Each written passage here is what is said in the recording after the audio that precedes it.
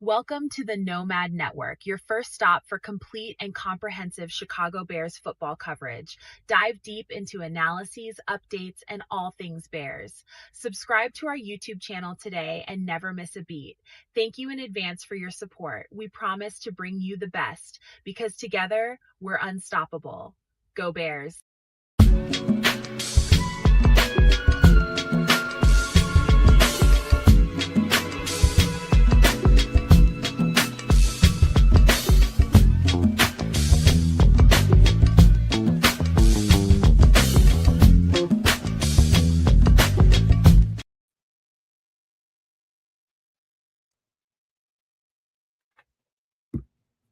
Yo, no maniacs. Welcome into another edition of some extra sauce on this nice Wednesday night, this hump day. And it is a hump for me. It's hot out there. Some people have to go out there in it, some people don't. I'm one of them people that had to be out there in it today. And we late because we always waiting on the Canadian man. He insists on being a guest on the show or acting like a guest on the show, but we love him anyway. So whenever he gets in here, he gets in here. Welcome in again, man. We got plenty of stuff to talk about tonight. Interesting things to talk about. A little bit of Bears, a little bit of other NFL, discussion to be had. Also, some stuff that needs to be talked about as far as Doomsday Survival is concerned. I think we got to go a little bit deep there because it's starting to hit critical mass for real. And I think we need to be getting ready for some stuff, but we'll talk about that on that section of the show. Plus, we got at least 2 movies to talk about and maybe an album if we can get to it. But we got plenty to talk about, man. We're gonna have a good time on this nice Bears off-season period, man. We always gonna keep it interesting over here, like we always do. But without further ado, let me bounce past that thing over the trip because it's too hot to be damn jumping right now. Right on, right on. Yeah, too hot. Yeah, I know because I realized I was going not having company or having guests, but being seen. So I went here and threw on some clothing, as you can see. So it's like, yeah, I'm chilling. Hope everyone is hydrated and staying cool and doing well wherever you are. Like Smitty Q out there on the road, driving safe wherever part of the country he's in and such. What up, AC? So yeah, looking forward to this evening's some extra sauce and hanging out for a little something with y'all. Yes, sir. Hey, Bob, for the record, what up, sun breathing, moon breathing? What's going on? Yeah, what up, son? We almost didn't have a show. Almost had to announce on the homepage that we wasn't going to be able to get a show in because I was supposed to be scheduled to be out of town in Missouri for a few days through the 4th of July. Trying to get some work. Somebody called me for some work, nice paying work. Something I'm skilled at doing, and some stuff happened, and I didn't end up on that job. But I was almost out of town, man. So I'm glad to be here with you guys, man. It's no but better place to be at than here with these no maniacs and kicking it in here. But yeah, that money would have been nice, but we're gonna be all right anyway. But yeah, that plus it's hot as all shit out here, man. And this is gonna break here hopefully in the next couple of days. And it's smothering heat too, man. Like condensation on the vents and all kinds of stuff down there. The ducts down there in the basement, condensation. It's a good time, if you got I don't care where you're at, whether you're in a home or apartment, have a what do you call those things? A humidifier. Good. That's a good Dehumidifier. Yeah, dehumidifier. My bad. It's a good purchase, man, for times like this, man, because it's extremely humid out there, and it's not as bad as it's been last couple of days, but it's very humid still out there, man. So I got central air going on and fan in my face, and I'm still kind of warm. So that just goes to let you know. So yeah, man, what you been doing to keep cool, Trip? Well, I discovered that a nice, comfortable ambient temperature. I got the thermostat up to 76 Then it was like still a little nipply, just a little. Walking around unclothed as I am now. And it was like 77. I think that's quite comfy. And that's about the crux of my staying cool. Pushed a few buttons and there it is. I just can't picture 77. It's cool, but that's me. Well, it's different because it was, if it's like 77, just windows open, 77, no AC, it's warmer. Whereas just 77 all the time, no humidity, just quite comfortable. And with I was a guy who enjoyed a 68, degree thermostat, a few years back. Because, and then at night, you can get all bundled up under a comforter during the middle of summer. And it's like, yeah, I don't need to be doing all that. So I got rid of the comforter. And I was like, a sheet is cool, maybe a blankie. And they moved that on up to 71. Then it's like, that's still a little chilly because I walk around with no shirt. And it's like, I got to put a shirt on. It's like, but I don't want to put a shirt on. So let me raise that temperature. So we've gotten it up to 77 and it's quite nice. Hey, bro, one of the best purchases I made was I don't know, I guess like it's made out of kind of that dry fit material. I bought a sleeper like that, a sheet. That, I bought just one, and then my girlfriend was just like, "No, I'm tired of. No, you buy you one, I'll get me one, and we cool." And those things are extremely comfortable because it's like you sleeping in silk, man. You know how those dry fit materials fit, lay on your body and stuff, man. It is nice, bro, especially on days like this.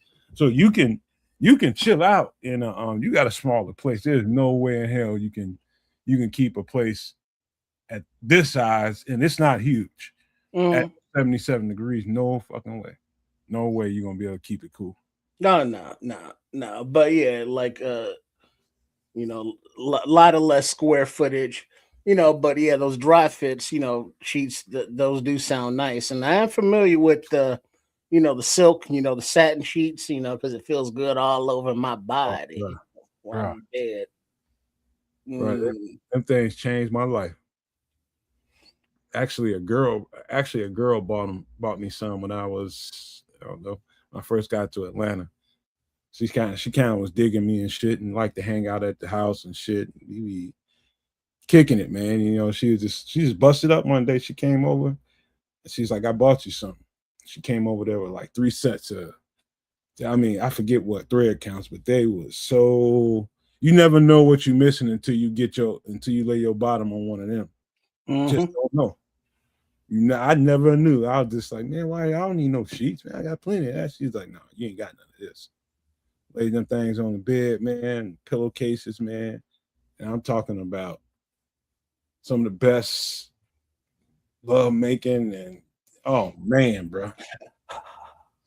I can't even tell you, bro. It was so good. It was so good, man. It was memories, bro. That's all I can say. I'm a involved man right now. I shouldn't be talking about that, but that was nice. Yeah, the sheets do create, as they say, ambiance. Man, you ever thought about how much stuff? I don't know how many times you moved over the years, but when I first started moving around as an adult, I used to travel extremely heavy with everything I own in big U-Hauls and stuff like that. And, and over the years, as time went on, I stopped doing that. It's just like, why hold on to all this stuff, man? If you got to move around, travel light. And so I would, so many things I've given away or sold. Earlier, I sold everything, but lately, I just give stuff to people that need it. But man, I don't know about you, but I don't know how much you moved around, but moving around and traveling from place to place, dude, that's taxing, bro. And I don't know how much stuff you lost over the years, but I lost a lot of stuff.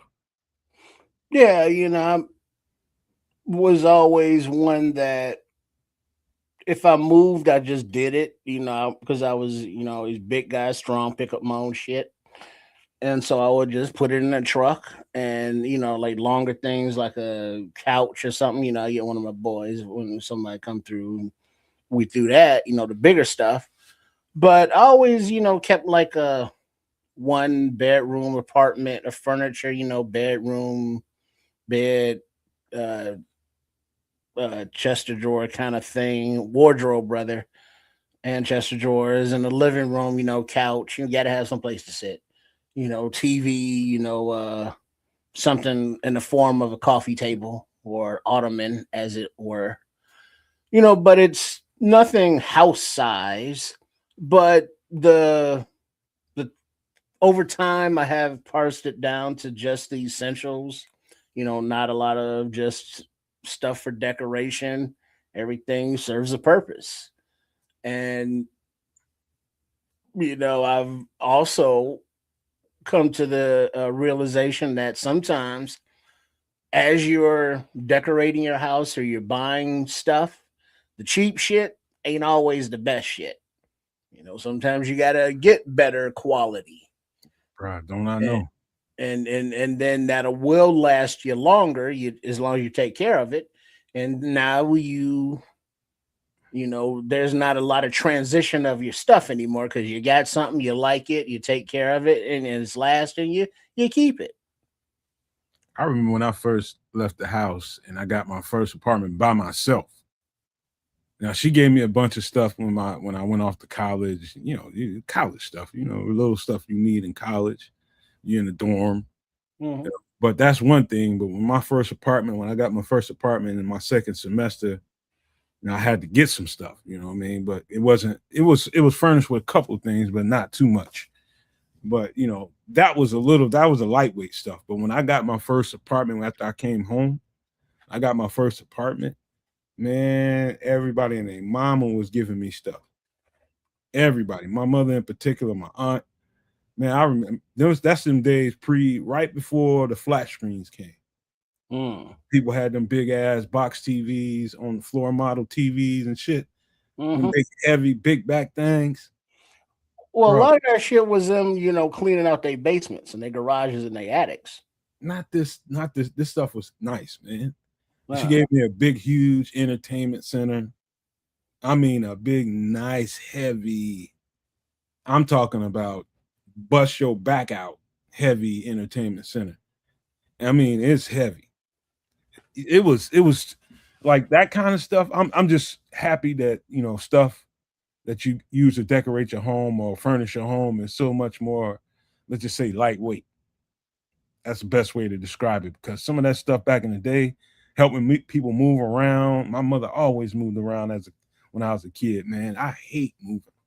So mm. it was I don't know how much man, dude. I'm tired of moving people around. I just know that part of the Yeah, reason I got rid of my truck. yeah, that's no fun because people are gonna do it, all the time because people move. They do that, and different people doing different moving. And it's like, oh shit, you got a truck? Hey, give me a no. Yeah, That's the same with it's like, oh shit, you got a car? I need a ride to the airport. Uber. It's like no. And then it's not only well, you got a truck, so you put some shit in it and move it, but now you got to carry it too. You got to pick it up. And it's man. like, oh well, you here. I got to get it in the truck. Oh, come on. I'm like, oh damn. So funny thing about the truck. Now I told y'all couple months ago, I sold that truck just because I'm just tired of my family on me about it. Mainly moms, man. She be wearing my ass to a nub about that truck. But I got rid of it, sold it to somebody that's a family friend. He almost like family to me. And I'm almost certain I told him, man, I went back and forth to Atlanta. This truck had probably 280 miles when I got it, 280,000 when I got it. And I took it back up and down the road to Atlanta twice, up and down twice. And I'm almost certain I told that man, listen, this is an in-town truck. Do not put this MF on the highway. I don't care if to nowhere. Keep this thing right here in town. Mm. What the dummy do? He put that some bitch on the road, didn't he? What you think happened? Oh, it's in a ditch somewhere, waiting to get impounded, and he ain't got the money to get it out, so it's gone. Man, bro, he called me the other day while I was in motion doing shit. I was just like, bro, what is you? What's wrong with you, man?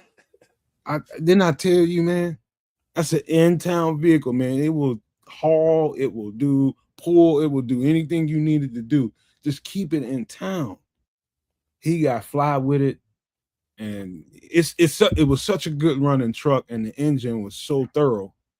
He just put it on the highway. He felt that. I was like, dog, you just don't know what that truck been through, man. By the time he got it, that mom got probably, I'd probably say about another, I got about 320 on it. Oh damn. Yeah. Why would you do that? Yeah. Why would you do that, man? Tell me how much sense that makes. That's one of those where he's rolling and all of a sudden it's like sputter. It's like, what the fuck? Sputter. Like, oh Lord. And I'm like, what's happening? Why is it not going? The truck is made in 1992. It's 2026. It's been driven, and whooped, and beat. And the thing, it's got a hell of an engine in it, man. But you pushed it too far. I was mad at my girlfriend because I told my girlfriend and it broke down because she didn't want me to let it go. Neither did my mom. And she kind of had a smirk on her face. I'm like, that ain't funny, man. That man was stuck out there. And that's kind of like my family, man. I ain't happy because I let it go and it blew up on him. It wouldn't have blew up on me because I wouldn't have did that to it. Well, yeah. Eventually it was gonna blow up, but not as fast because you wouldn't put it on the highway. I wouldn't have stressed it out like that. I know I can kind of feel where it needs to be. You know what I mean? You put that thing on the highway up and down to Atlanta, that's 400 miles on that thing. Up 400 miles back. So what happened? You have to take the Greyhound to get home or something? No, he just it's not that far away. It's like probably 30, 40 miles away from here. You know, he want to get it pulled back and he want to put another engine in. He talking about putting a Suburban engine in it. I'm just like, I know it's a good truck, man, but sometimes it's time to just let that thing go, man. Oh, he trying to make a project. Yeah, man.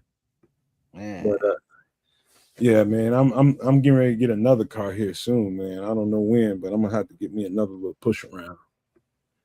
I'm thinking about getting me an e-bike and all kinds of little shit. But what up, Ben Williams? Man, now I don't want to disparage no one or nothing, but how some people come up on stuff is through the detriment of other people, and by this I mean look through the farm belt throughout the middle United States because there's a lot of people filing for bankruptcies. Yeah. That, you know what I'm saying, that losing their farms and shit, and you might be able to find you a vehicle for the low. Take that trip to Iowa. You know what I'm saying? Right, and I don't want to be like, let's take advantage of people's bad situation, but they are selling the shit. So you know what I'm saying? Man, you ain't really taking advantage. You just they giving up. They're gonna give up stuff for a whole lot less than they probably should just because of the market. Right, and you gotta liquidate. That's kind of how I got this last vehicle, but in a different kind of way. Storm whooped on so many people's cars and vehicles. Cars worth way more than what they letting them go for, but the storm damage, a couple of little knots and dents in them from the hail, you can't really sell it for as much as you want to because it ain't as pretty. And so I took advantage of that, not trying to take advantage of nobody, but that was a factor in the equation. Well, there's always also the estate sales, where you find those garage kept vehicles that the owner literally only drove to the grocery store and to church and then serviced it, religiously with all the documentation and records meticulously kept in the glove box. And you can come up on one of those, that's like the Holy Grail. Yeah. I'm seeing a lot of opportunities here. It ain't getting ready to get no better though, Trips, man, because as you were just talking about with the people losing farms and businesses and all this kind of stuff, it's about to get compounded by energy prices, man, gas prices and all that kind of stuff. We're gonna talk about that on Doomsday Survival, but it's about to hit critical mass, bro. For real, for real. Like we warned about for months. It's here. Yeah. It's here. Indeed. Indeed. Other than that, man, I mean, let me think about my week, man. There's been so much going on this week, man. I don't even know where to start, man, bro. It's like stuff with my mom's and her property trying to help, but it's been so hot to really help her out right now. And man, trying to safeguard her crib so people don't keep breaking in there, all that kind of stuff, man. It's all kind of craziness going on around us. I don't know if you checked outside recently at night, man, but it's been like 3, 4 super moons in a row. And what up, Levante is up in here. What up, Levante? Benji? 3 super moons up in here, and people saying the animals acting weird. Shit's been huge ass earthquake over in Venezuela and then Japan. We lightly talked about that, but that leads to questions about activity in the Ring of Fire and all that kind of stuff. That earthquake in Venezuela was terrible, bro. I mean, absolutely terrible. The videos out there are crazy. Yeah, I mean, you just see the high-rise buildings just collapse. It's like it was up, now it's down. Just cloud of dust, and it's like, oh shit, those things are probably full of people. Yeah, it's like and it's like there is no warning, there is no escape. It's just 1 second you're there, and another second the building is just collapsed. And it's like, there's thousands of people still missing. And it's like, well, no, they ain't missing. They in there, in the rubble. We know where they at. They just smushed. No longer with us. Man. And it's like, oh, and then I saw a video of somebody that was still in a high rise, up on an upper floor, taking shots of looking at other buildings around them that were collapsed, collapsed. And then you could see part of his building with cracks in it and shit. And it's like, in that situation, that's very precarious, because it's like, okay, earthquakes, they come with what? Aftershocks.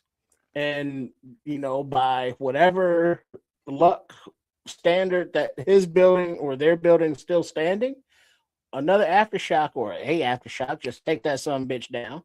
And then it's like, well, how do you get down? Because obviously you ain't taking the elevator. And there were blocked stairwells, and I mean, it's just the whole thing, for those that survived the initial quake. And then, the resources, because everything's all jacked up, it's a very, very tough situation down there. It's like our hearts go out to them. Man. I just imagine, man. Can you just imagine? You one day everything's good and peachy king, and next thing you know, you trying to dig family out of rubble. Shit, one day, 1 minute to the next. People just doing whatever the hell you doing. And it's like, ooh, rumble, rumble, rumble. And then now your roof collapses on you. And it's like, oh, your ceiling collapses on you, however many floors you got above you. So if you was, on a lower floor, you get all this coming down on you. And if you're on the upper floor, you're coming down and crashing off. It's just all messed up. I hope and pray I never have to live in another apartment. You never know what life will deal you, but hopefully I'll never have to live in another apartment or any place where, people are stacked and stuff is stacked on top of me. You know what I mean? Because that's extremely dangerous. I just remembered that high rise collapsed down in Florida that one time where a sinkhole happened and just dropped the whole damn thing. The whole damn condo high rise is gone.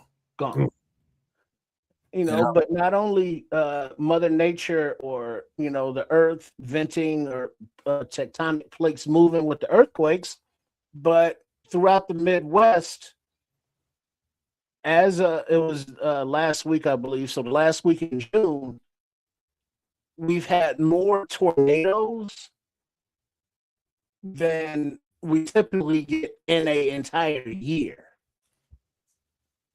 And so not only in the densely populated or urban areas are, you know, weather events or nature events detrimental, but out in the sticks, when the tornadoes come whipping around, and there was a dude that was videoing it, and then he came back and he was like, where the fuck my house go? Because now he was still standing in this house, but he could see the sky. Because the tornado came through and ripped off his roof and his upper floors. You know, he survived, but you know, just like that, the thing blew in, the house gone, and he looked at his neighbors that used to have houses that had plots that just had like toothpicks laying on them. Wait a minute, white guy ended up with just a few scratches on him. Yeah, looked like a hippie. Yeah, I was like, yeah, one of these days, that's my goal in life, to be as high as he was that night. I think he was just kind of like, I mean, the astonishment of, oh shit, there's a storm coming in. Oh, is that a funnel? It's like, oh, it's loud. And then he came back like, yeah. Oh. Hey, Trip. What just happened to my house? Trip, you freezing up. Pop out and pop back in real quick. Let's see what happens. Am I freezing? Yeah. Okay. Pop out right quick and pop in. Uh-huh. Yeah, it's funny. I hope y'all seen that video. That's hilarious, man. It's some white dude, and he just like, oh, it's a tornado. Oh, I wonder what can happen. Let's go out here and look. Next thing you know, the tornado tore his whole goddamn crib down. The only thing standing is him. He's got cuts and scratches on him. He is baked. When I tell you he baked, I know he baked. I don't know what he baked on, but he's baked. Boy, that motherfucker was high, man. I was just like, this motherfucker, that's gotta be Hall of Fame Twitter shit. He was high and astonished. He was astonishingly high. It was hilarious, man, but I'm glad that. But I mean, it was hilarious, but it was like, yeah, he ain't got no house no more. You know, and his neighbors is like, he was lucky because he still had like a structure of some sort. But you see some of the leftovers of the tornadoes when they hit houses, and there's just like the plot that the house used to be on. And it's like, you know, I woke up this morning and everything was everything. I might have some tornadoes today, and now I don't have a house anymore. You know, just that fast. Bruh, they said, like the old people always say, I ain't gonna use the word with G. The Most High they say the Most High protect babies and fools. Can't take him out, man. He's such a damn fool right now. Yeah. He was he seemed like cool people. I don't know. But now we got the earthquakes, right? You know, we got the tornadoes. But don't forget, what is it? Utah and Colorado. Oh, yeah. The wildfires. How bad is that right now? Well, a lot of acreage, a lot of acres are burning, and you know, it's just a wildfire. So as it comes up to populated areas, you know, people are doing what they doing to protect their stuff, but otherwise, you know, what can you do? So you woke up, it was like end of June, everything, maybe barbecue for the 4th, like, oh shit, they got some wildfires. Today they got a house. You know, it's burnt to a crisp, just like that. You know, so the precariousness of life, you know, we just can't take it for granted. And in our way of life that we take for granted, we can't take that for granted. Yeah, we cannot. And I think Trips, I gotta tell you, your talk right now. Just talk. Yeah. All right. Cool. Peace You out to everyone. you lagging real bad. All right. Let me try again. Here. Let Trip get his feet a little right. He never lags on the show ever, but I don't know what's going on today. Maybe he's got probably need to reset that router. Anyway, man, we here for the night, kicking it with y'all. Interesting stuff. Like I wanted to talk some Chicago stuff tonight about the Bulls, man. I love what them cats are doing with they draft and some of the stuff they're doing in free agency. I like the team they're assembling right now. I don't know if y'all been paying attention to what the Bulls are doing. I know some of y'all watch other channels other than football, but anybody around the Chicago area that watches the Bulls, man, it would I just like what they're doing with this young GM, this young coach. Yeah, you look a whole lot better now, Trip. Everything. Right on. Wait a minute. Keep talking. Test 1 2. Mic check 1 2 1 2. How do you do? I think you just got to catch up with yourself. Yeah. See me moving. Yeah, you moving. All right. Keep going. You good. All right. Yeah. What young coach you talking about? We was talking about. I was just talking into the ether, talking about people from the Chicago area that you've seen if they pay attention to what the Bulls are doing. Oh yeah, it was kind of what's the word? Anticlimactic. Free agency wise. And they ain't done. Well, no, but pretty much. I mean, because the free agency money that they had, 32 million or whatever, they spent with re-signing Collins, and then Powell, the guard, and who was the other guy? Claxton. Yeah. Those are the guys that they paid. So, there's still opportunities because of sign and trades of players that they still have on the roster. Like I believe Anthony Simmons is in play to other couple teams that are interested in him.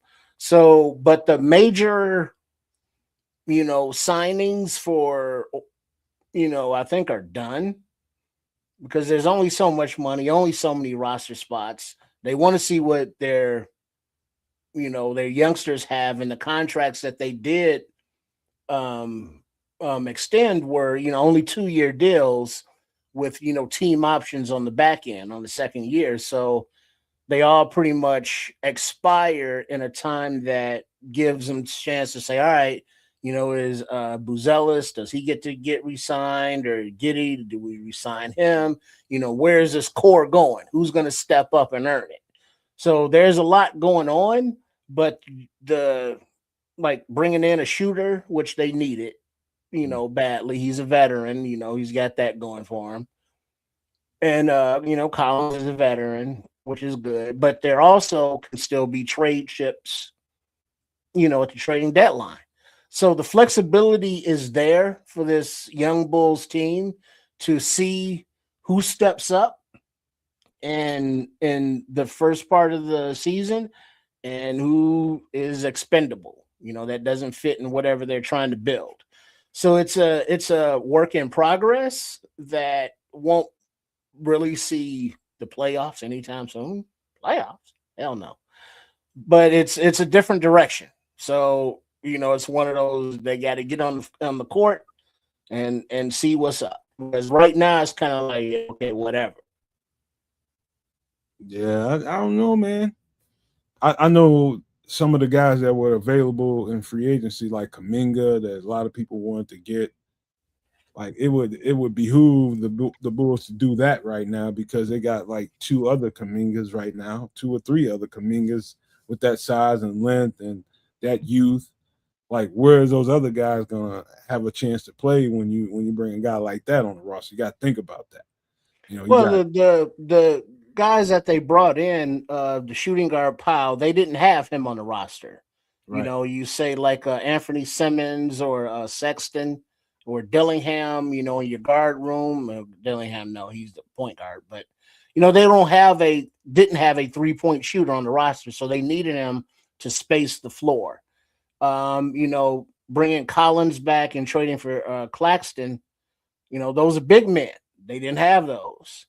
So the positions that they acquired other talent in are not going to block, the development of a Buzelis, the development of, Caleb Wilson to see what he got. So the young guys, the Giddies that they want to see if they can be something, to develop into, they're not blocked. Mm-hmm. So they're gonna have plenty of court time to show what they got.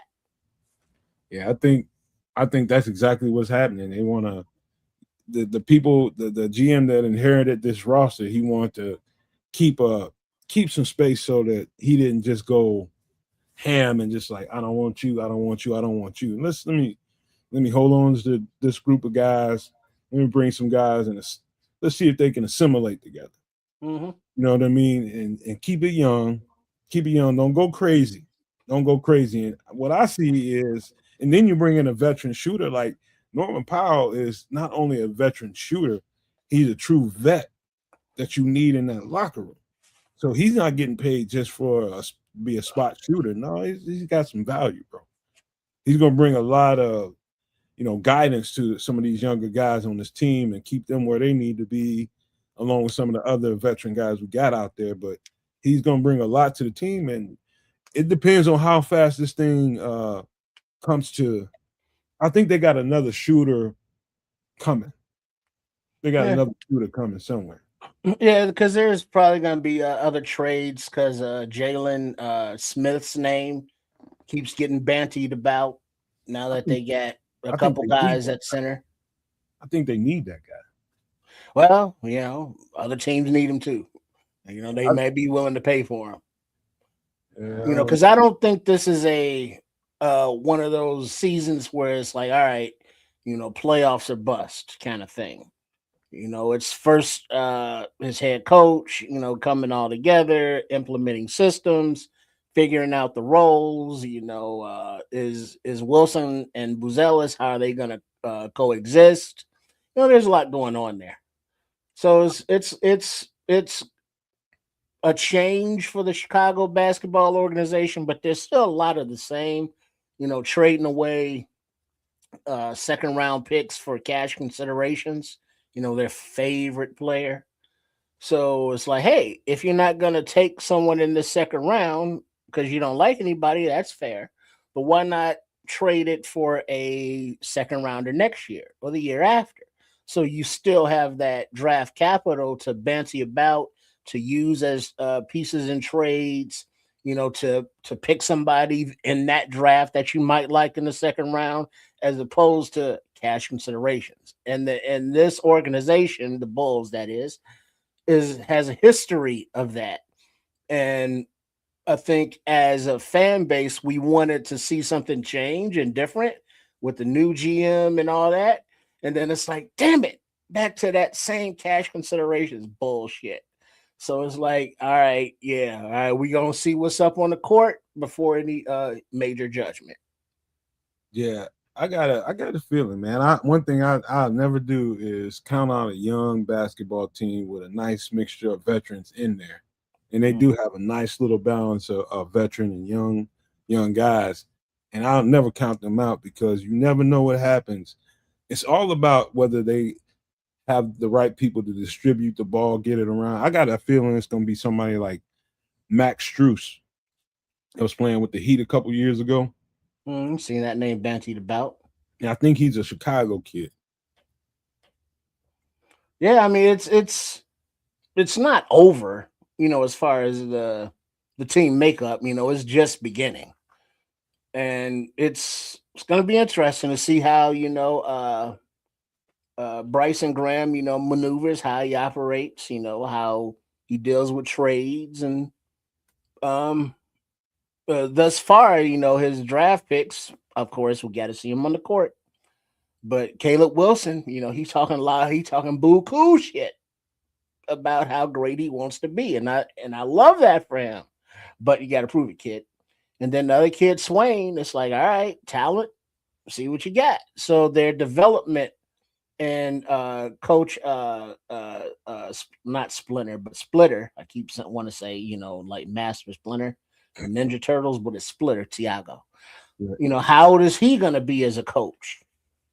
And so yeah, that's going to be a interesting thing. But I don't know how much you follow hockey, but that went down, the draft and the trade that KFC made, the GM of the Blackhawks, Kyle Davidson, and then the baseball teams, both of whom, fighting for, first place, coming up to the All-Star break. There's a lot going on in the sports world in Chi.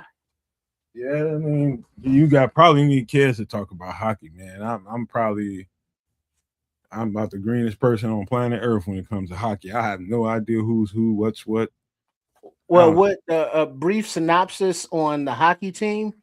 Kyle Davidson, their GM, took over kind of like the organization. He rebuilt it all like Poles did. That was a correlation I was going for.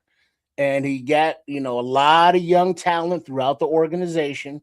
But in hockey, it takes so damn long for anybody drafted to really contribute in the NFL. Sometimes they got to go to college for a year or two, then so it's like 4 or 5 years later, maybe they'll come up. But when they drafted Connor Bedard, the number 1 overall pick, he's turned into like a star. And so I was about to ask you about him because I haven't heard anything. I'm like, ain't he supposed to be like Jordan and shit? Yeah, and he is, because man, some of the goals he be scoring, the way he be maneuvering with the puck and deacon fools out, yeah, that nice, a lot of highlights, and he's at the point of his career now where they're extending him, and so that's what the talks are this offseason about, whatever his extension may be. But you can see where the Blackhawks organization are trying to make a step forward by, instead of drafting at number 4, the pick that they had in this recent draft, they traded that and signed like a veteran, a 4-year veteran in the NHL defenseman who was on a different team, blocked by better defensemen, like the top 1 and 3 guys in the league. So this guy was, kind of blocked from ascending. And so they traded for him, the number 4 pick, and they just extended him for like 6 years, $75 million. And so he's going to be the number 1 defenseman. And so the message is that, all right, the young guys, as they're developing, we are now flipping some of these draft assets into veterans and willing to pay them with the salary cap that we've managed to acquire to make a stronger playoff push. And so the Blackhawks are like, yes, young developing, but they've taken that next step into, it's like, all right, we've passed that rebuilding development stage. Now it's time to show and prove. And that's where they're going. And that's where they're at. People are expecting them to make a push for something. Yeah, because of the trade and the payment of this, guy, this veteran guy. It's like, all right, so we're expecting some more points, if you will, more progress. And so, the expectations are rising for the Blackhawks. I can only speak to nothing about that, Trips, to be honest with you, and that's all I can do is take your word for it, really. Right. Well, Levante tell you, because he follows everybody. What up, True? Now answer this question: are you a White Sox guy or a Cubs guy? Oh, White Sox all day. Oh, Southside. Okay, Southside. So have you been following this young team?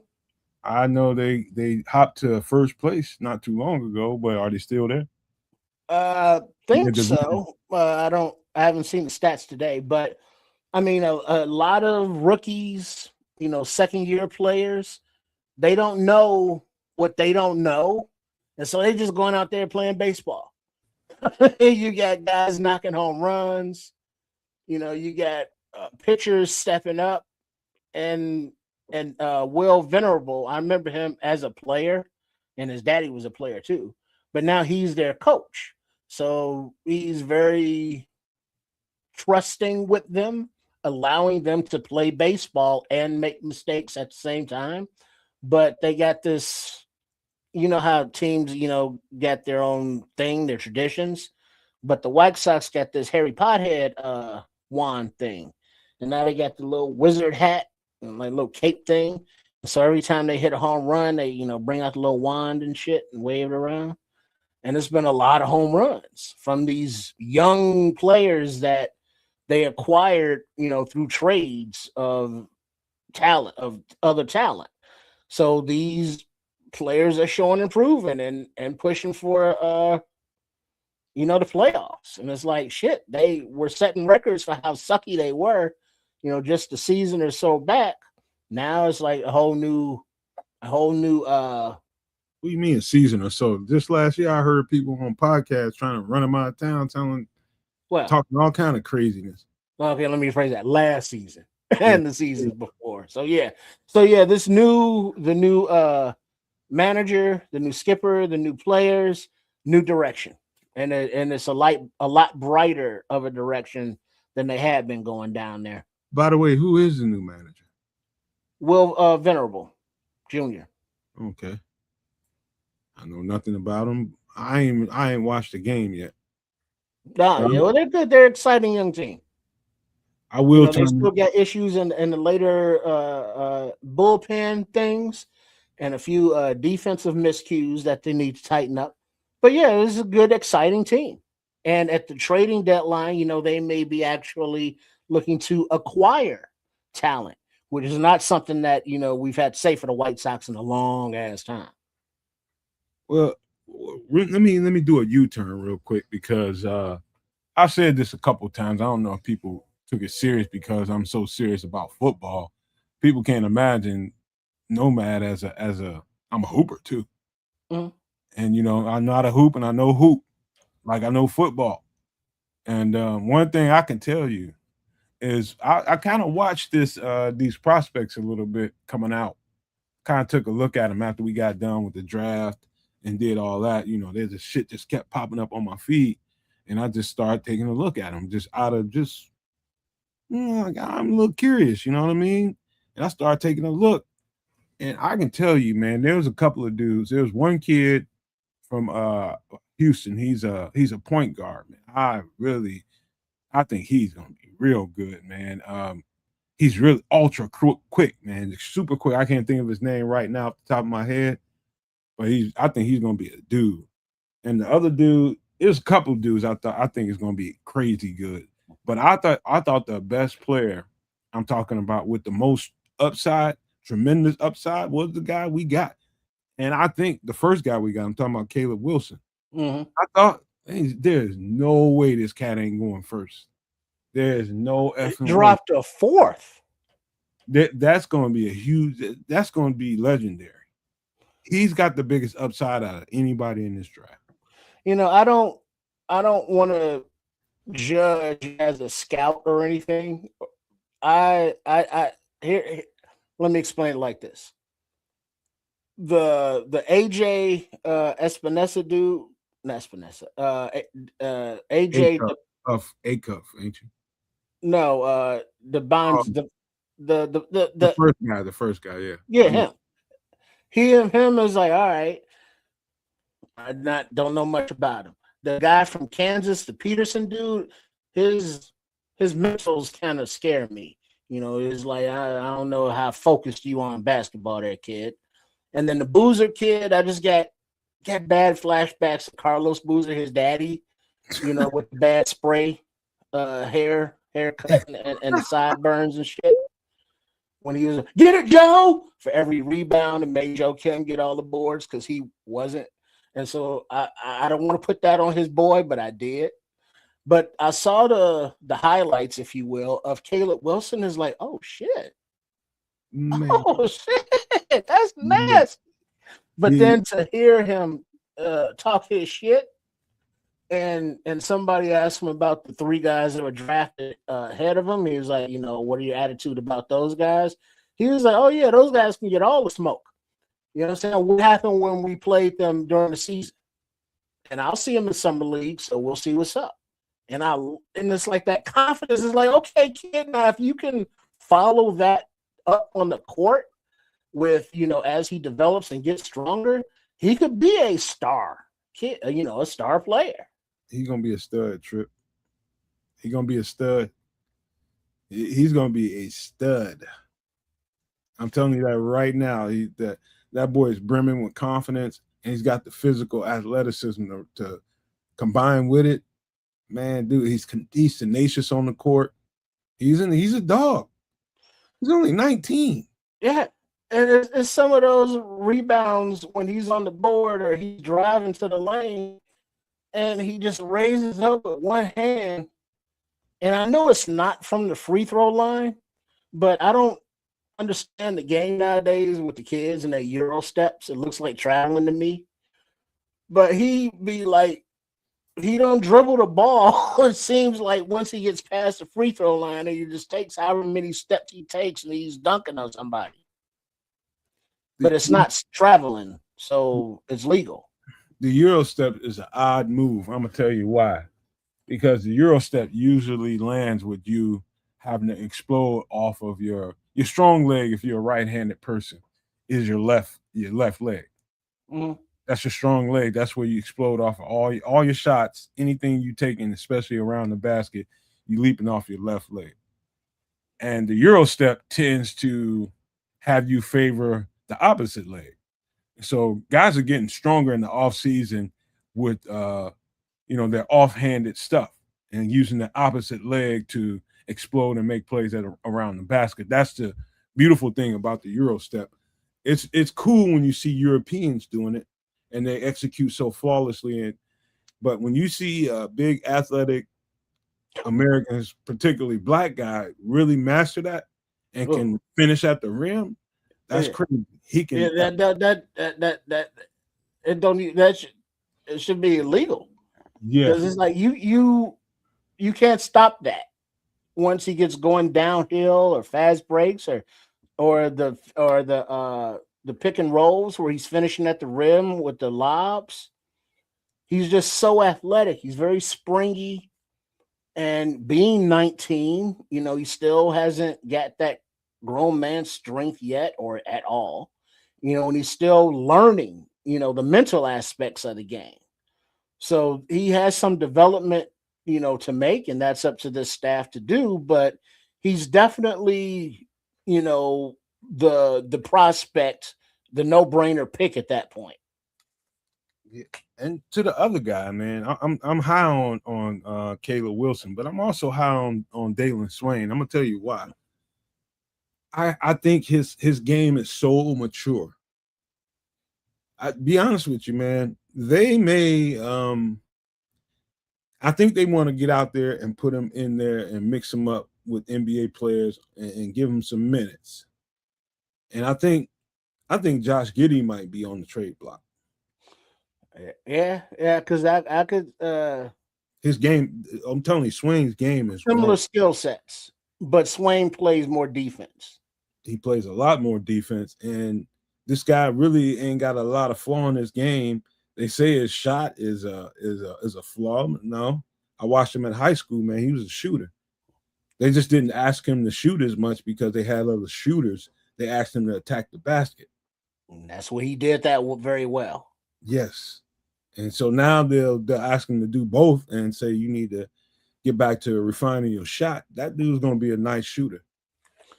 Well, but also something that is attractive about him. He's very tall. So what is he playing, like the 3 or the 2 or the 3? Where they got him suited? I don't know. Dude's like 6'7". Yeah, but he's still a guard, right? Yeah, he's a shooting guard. So yeah, you can't. But he's a shooting guard. But my point is, he's that big. But when he was a shorty, before his growth spurt, he said he was a point guard. And he plays. So he has the point guard handles at his size. You know what it is? I think if you just watch his highlights, you'll see him play so low to the ground because he's so long. He's kind of hunched over and playing real low with his handle. Mm-hmm. There's no way you can really tell that guy is 6'7" until he stands up around the other guys around him. He's Yeah, huge. he is kind of hunched over, kind of like the Quasimodo with his dribble. Yeah, he hoops over, and that's his ball control, is staying low to the ground, and that's a tactic, especially for a guy that's long. You better get down there with the ball, or if you raise up too much, you don't get that ball picked from you often. Mm-hmm. Mm-hmm. And so, yeah, that's something taught by his dad or people around him. Like, get down there with that ball and use your body to help shield off defenders, man. That's just, but But he's man, when he explodes to the rim, though, man, bro, he's got a plethora of ways. I think he's cerebrally an NBA, let's just say 3-year veteran as far as his mental space is. He sees the game, he can outthink you. That's the thing about basketball and football. If you can, I tell people all the time, man, I don't give a fuck how bad you think you are. I will outthink you, bro. I will outthink you and preempt anything you trying to do. And that's a cerebral part of sports. He's got that in spades, Trip. Let me tell you, he's out there outthinking people. He manipulates the game to get what he wants out of it. That's point guard material right there. Mm-hmm. Yeah, and it was just interesting to watch the two of them together, because being co-first round picks, they work together for the press conference.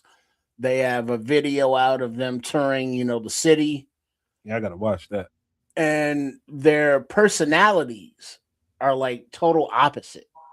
Whereas Caleb Wilson is, very brash, very vocal about his desires to be great and such. Dylan Swain is just more cerebral, as Nomad was saying, just more laid back. He answers his questions asked, very eloquently, and he's done. So it's that fire and ice, that just total like differences in their personalities. But looking at their games, you could see where it's like, oh yeah, Swain would love ooping it up to Wilson. I could see these two finishing on fast breaks for a long time together.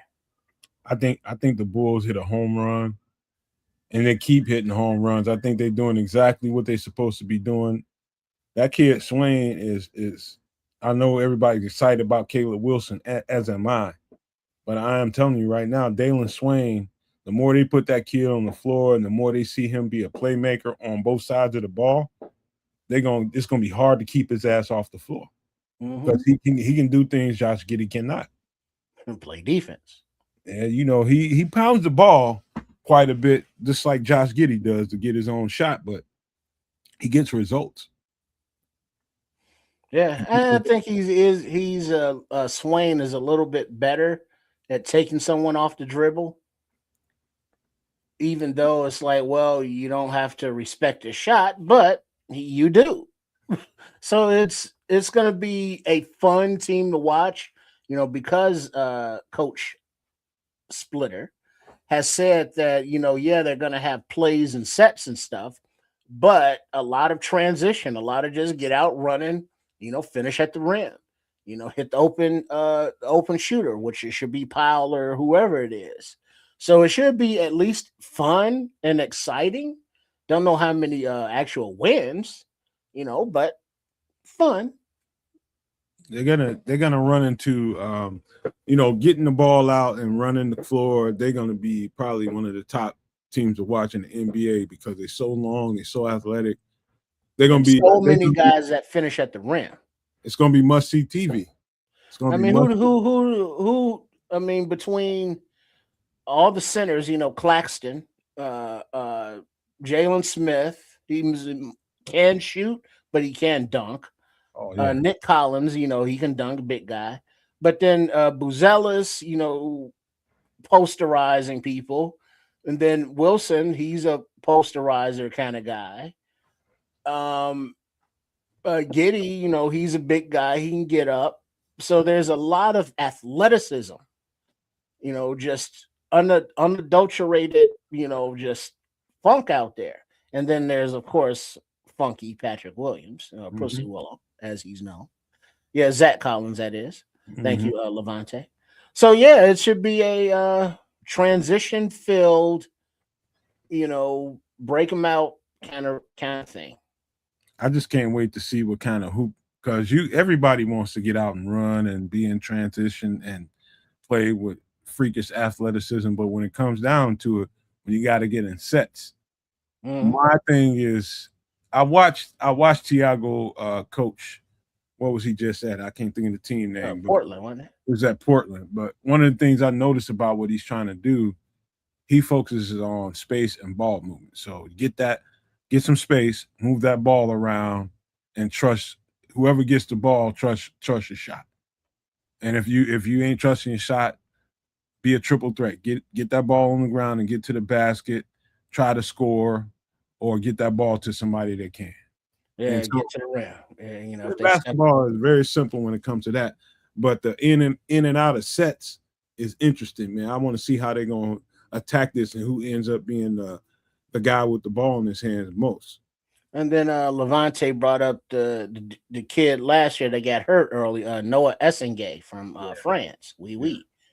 He didn't play enough, to know what he is, but his previous, stints on the floor throughout his career, he finished at the rim kind of guy as well and play defense, and he's really long. And now that, he's gotten healthy and had that time to get in the weight room, hopefully he will also add to that little stew of athleticism. I think that was that's the biggest thing. It was his body. Just trying to get an NBA body, NBA strength. You don't have to put a guy on the floor. You just watch him play and what's going to happen when he sees big body like Jalen Duren from Detroit. Jalen Duren gets him in the paint. It's game match over. And so in order to be able to deal with guys like that, you're going to have to be a little bit bigger than you are. I ain't going to say a little bit, but you got to get a lot stronger than you are. And I think that's the game with him. It's getting stronger. I think he's going to play more and more minutes the stronger and stronger he gets. Yeah, shit, they got summer league in a few weeks. So you get look at the system, kids, players, and coaches, all of that. Yeah, should be good stuff to look at, man. But we at the hour point, and that means we had to take a sharp U-turn to some food. One more shout out, because we can't leave the north side of town without giving a shout out to PCA. Pete Crow Armstrong, because the kid's been unaliving it out there, on the field and at the plate. And then, they scored 23 runs today. The final score was 23-3. Who is this? The Cubs. Oh, that's your team?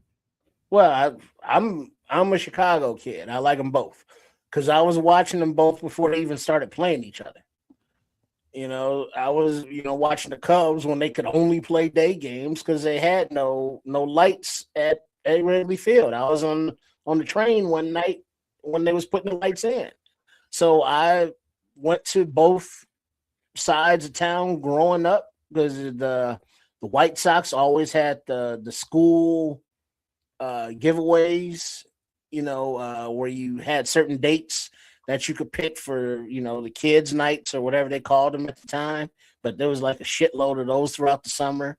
Then my Uncle Bob would take me to the Cubs games, and you could roll up, buy tickets at the window for like $7-8 for nice box seats along first or third base. He preferred first. And, you sit down there, enjoy a ball game, hop right on the train and go back home. It was a beautiful thing, right on the Inglewood A train. Stop right there at Wrigley Field. So I went both. I never had animosity toward either. So I never chose. I never said, "Oh yeah, Southside's my team." It's like, no, they both say Chicago. One's Southside, one's Northside. It's like, cool. represent both. More of an opportunity, to win the World Series. Now, I have seen them both win the World Series once. We want more, obviously, as fans, but sure, both. Why not both? Well, I got my reasons, but I'm definitely a White Sox fan before anything. I was happy for the Cubs when they won. I just got here. I just got here. That probably a few months before that happened. I had just got here, and when that happened, everything around here lit up. It's we all support them. You know what I mean? But we all have our favorites too. I'm definitely a more White Sox guy than I am anything else. I don't know why I just gravitated towards the Sox. I don't know why. I've been to both stadiums, been to both games many, many times, but for whatever reason, I ended up being more Sox than anything else. That's just me. I don't know what you didn't do, but I'm glad you didn't do it, Ron. Whatever it was. Hey, he was here as far as I know, right there in the chat. you got alibi right here. Hey, there it is. All right, man. Let's get on some food right quick, Tris, man. I'm going to the South, and I'm going to let's just say Bayou country with this. All right, what do we got? Cajun honey butter chicken and rice. All right, ingredients: brown rice, bell pepper, onion, garlic, butter, chicken broth, honey, Cajun seasoning, parsley, and chicken thighs. Now, what I like about this dish, what I don't like about it is really don't care for honey on food, really. I just don't, some people, for all the people in the world that have a sweet tooth, y'all forgive me, man, but me and honey and food don't really mix, but everything else, I'm all over this. I'm all over this. Now, you might be one of those people, Triple R, and I can imagine Kedz likes honey. You might dig this, man, but honey butter, honey garlic, oh yeah. Is this something you might think about actually putting together? Oh yeah, I like chicken and rice dishes. One of the quickest, easiest is a couple, chicken breasts and Instapot, couple cups of rice. 20 minutes later you're eating. Whereas this one, the chicken thighs have their own, a little dark meat flavor. Just so tender and juicy. And with the seasonings all in there together, they all complement very well. And the honey, sure, it's honey, but it's just that sweetening agent, to counteract some of the heat. And then parsley is like, why parsley? Well, because you need that herb. It's just a garnish. Yeah, well, the garnishing, the garnish, a little greenery in there because it's a very yellow dish. Yeah. You can do this with white rice too. I mean, if you one of those guys, get the long grain white rice. If you're good with that, but for the people that's that's trying to be a little healthier, brown rice is definitely the better way to go. For sure. Is that enriched white rice? I know people are used to eating it. Everybody all over the world eats white rice all the time. I can't tell you when the last time I ate white rice. But if you don't buy it, you don't eat it, really. I mean, we got it around. You just because it's I'm a prepper too. A little bit of prep. You keep that. You can get a lot of that for nothing. So as well as brown rice. So I got a little bit of both going on. But as far as eating it, I just don't eat enriched white rice. And I'm trying to get my girlfriend into. I'm gonna have to find. This might be a dish. I think I can pull her over to the dark side of getting some wild rice. Yeah, because it would go good with this dish, and like Levante saying, for a little more greenery, put in some diced green bell peppers. There's bell pepper in it. Well, it looks like, what is that? The red ones in there. It's some red bell pepper. Any bell pepper you can put. Yeah, red. But if you got the green, that'll make it pop out a little bit more. It's some green in there. Okay, just can't really see it, I guess. Yeah, But yeah, just add some color to it, or just for visually. But taste wise, yeah, that should be pretty good. man, you can't go wrong. You talking about one pot dishes, especially right about now when it's really hot in the Chicago area. You trying to keep from turning that oven on and things like that. You ain't gonna get out there on the grill. You don't feel like doing that. Just come to the show and watch some of the recipes that we do on the show. A lot of times you're getting a whole lot of one pot meals. A whole lot of times you're talking about you don't want to overheat your house and get it hot when it's hot outside. This is a one pot meal that is sure to take care of everything in the house. You got rice, you got chicken, got your veggies up in there. I don't know, maybe you want to throw another little side dish of veggies on there, just to go along with it. But you can do that. But man, this is somewhat healthy. The brown rice is about as healthy as you can get when you get into the rice section of creating food dishes, man. But yeah, man, this is a winner, man. I'm just not gonna put no honey on it. I think I'm gonna enjoy it without the honey. Mm. Yeah, that the sweetness factor though is, part of the flavor profile of it. Yeah, I don't know if you ever been If not honey, just try like substitute some brown sugar, maybe. you ever been to Golden Corral and got the bourbon chicken. Yeah, I've had it. What do you think about that? What do you think about the sweetness? Yeah, it's good. It's different. It's not something that I would make because I don't, cook with bourbon like that or those particular ingredients. But for the flavor of it, it's got something to it. Yeah, I like it. I just don't like sweetness, man. Yeah, I like sweet though. So Yeah, this is definitely a dish for you then. I've eaten something similar to this with honey. I've eaten honey butter chicken. I've eaten wings like this. I've eaten thighs like this. I've eaten breasts like this. And more times than not, I'm not gonna order it again because I just don't like the sweet.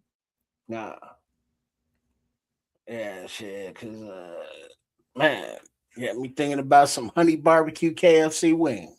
Shit. And my girlfriend loved those, but I just didn't. Mm. Look at Ron Winarski. Need some grated cheese. That would work. Any grated cheese on top of this would work. As a matter of fact, I don't care what cheese you want. Any grated cheese would for sure work on this dish. Right on top of that, melt that thing on top of it. You got you something a little extra flavor going on here. Mm. I've recently gotten into a lot of Gruyere cheese. Who? I like the way it melts. I like the smoothness, the creaminess of it all. What? Nice flavor to it. Gruyere. Not sure if I'm familiar. Oh yeah, it's real good, real good. Guyere. It's French, Mm. but yeah, it's just different than your cheddars or your mozzarellas. It's just different, but it's still cheesy and it's still good. You tried the smoked Gouda yet? Oh yeah, smoked Gouda is delicious, Uh, delicious. Aged smoked Gouda from Mhm. the Cheese Brothers. Shout out to Cheese Brothers, man. I don't know if I would like you people as humans, but I like your cheese. Mhm. Mhm. Love your cheese. Great product. But that's honey butter, Cajun honey butter chicken and rice. Look at that. Ron Winarski got it. He bringing it. They say Caleb is great at grating cheese.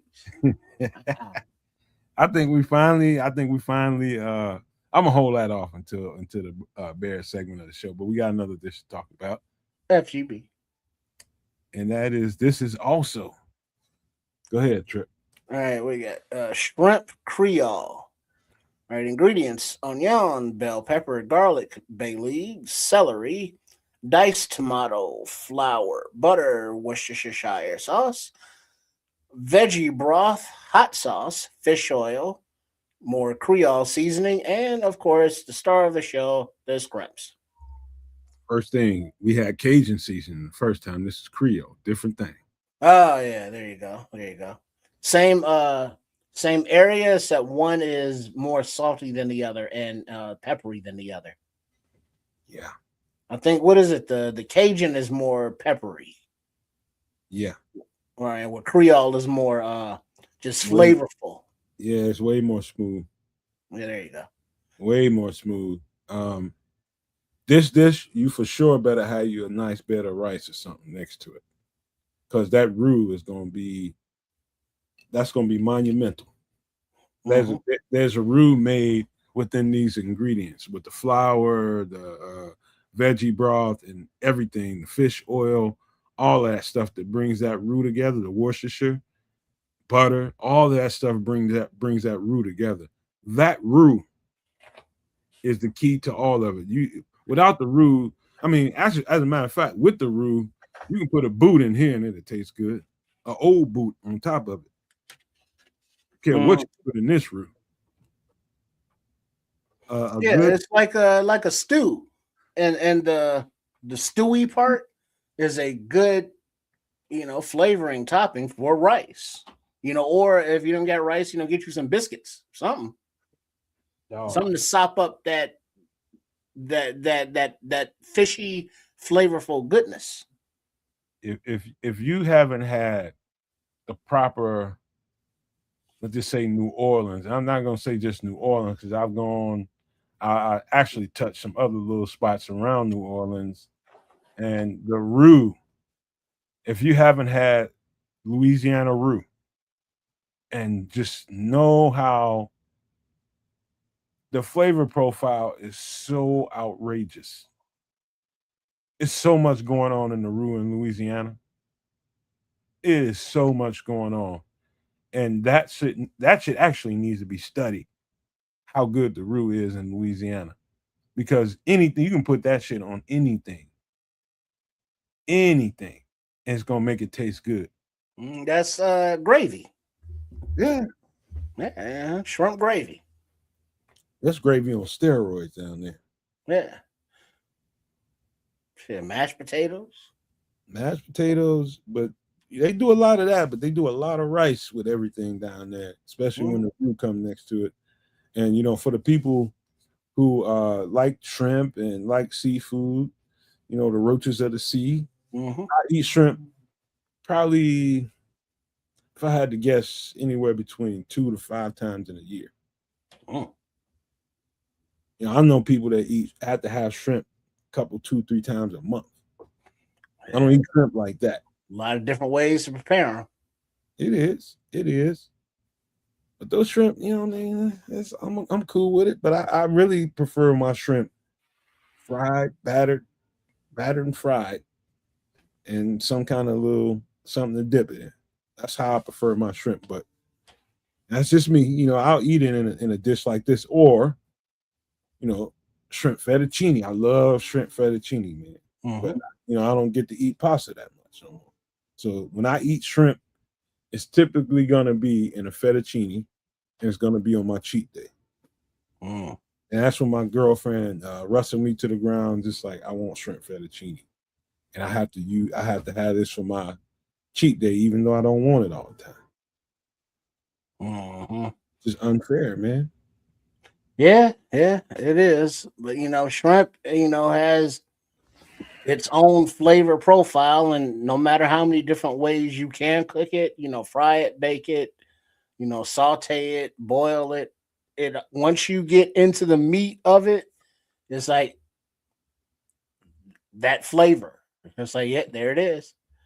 And everything else is just decoration, how whatever seasonings and spices on the outside, coatings or breadings, but it always gets down to the meat of the shrimp. And it's like, it's very specific. It still has that seafood genre flavor, if you will, that palate area, but just themselves, they're just so delectable. One thing you don't want with your shrimp, and I've only run into this maybe once or twice in my life, and just random people who were cooking shrimp overcook the shrimp. Mm. That's a omen Then rubber just just doesn't bite. It just ex, ex, no rubber. you cannot overcook it. It doesn't take shrimp long to cook. The shrimp should be the last thing that goes in this pot, along with the parsley. Yeah, and like if you're frying shrimp, you get, or not frying, but in a skillet with some butter or something. And it's like as soon as you see that tail turn pink, turn it over because it doesn't take much. And once it starts cooking through, and like in this dish though, the flavor is going to permeate throughout the roux, and then you got that fish oil in there as well. But it's a very unappetizing flavor to have overcooked your scrimps. Don't take long. Yeah, because they're that big, so don't. Yeah, I don't care how you cooking them. Maybe 5 to 7 minutes, if that. On yeah, each. That's it. yeah. Because other than that, it's overcooked, and that's on a medium heat. That's not on a high heat. On the high heat, it's like 2 minutes. I know. And then, 2 to 3 minutes, and turn it over for like a minute. I know people that will crawl over broken glass for shrimp and crab legs. I just don't. Like this girl I met in Atlanta. I got so many stories to tell you about some of this. But it was the guy I know that owned the bar and grill and the club next to it.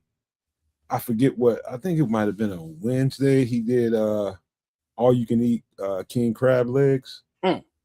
He got he must have had some secret handshake shit going on. This dude has so many king crab legs. I mean, so many of them. And she was just like, this girl actually was from New Orleans that I met. And everybody tell you down there, man, you got to be careful with them girls. I'm just like, yeah, okay, whatever. You know what I mean? She ain't do no crazy shit with me, but I start to see things, and I'm just like, all right. But she's damn serious about her seafood. Made me take her to this popular spot in Atlanta for seafood. I took her to there. What is it? Papados. Papados is a chain now, you know what I mean? But it was really popular in Atlanta. Anyway, that was one particular time. I take it down here to the king crab, all you can eat down here at the spot. Man, I tell you, she ran through some crab legs, bro. Bro, when I tell you she ran through some crab legs, I don't even eat that shit really. Oh, come on. I ate 2 of them. If that. She's just like, that's all you gonna eat? She's like, you know what? I ain't finna trip. I'm finna eat. I just said my thing. I tell you what, I'm finna order me some wings. I ordered some wings and start smashing on them, and all she needed to see was me eat.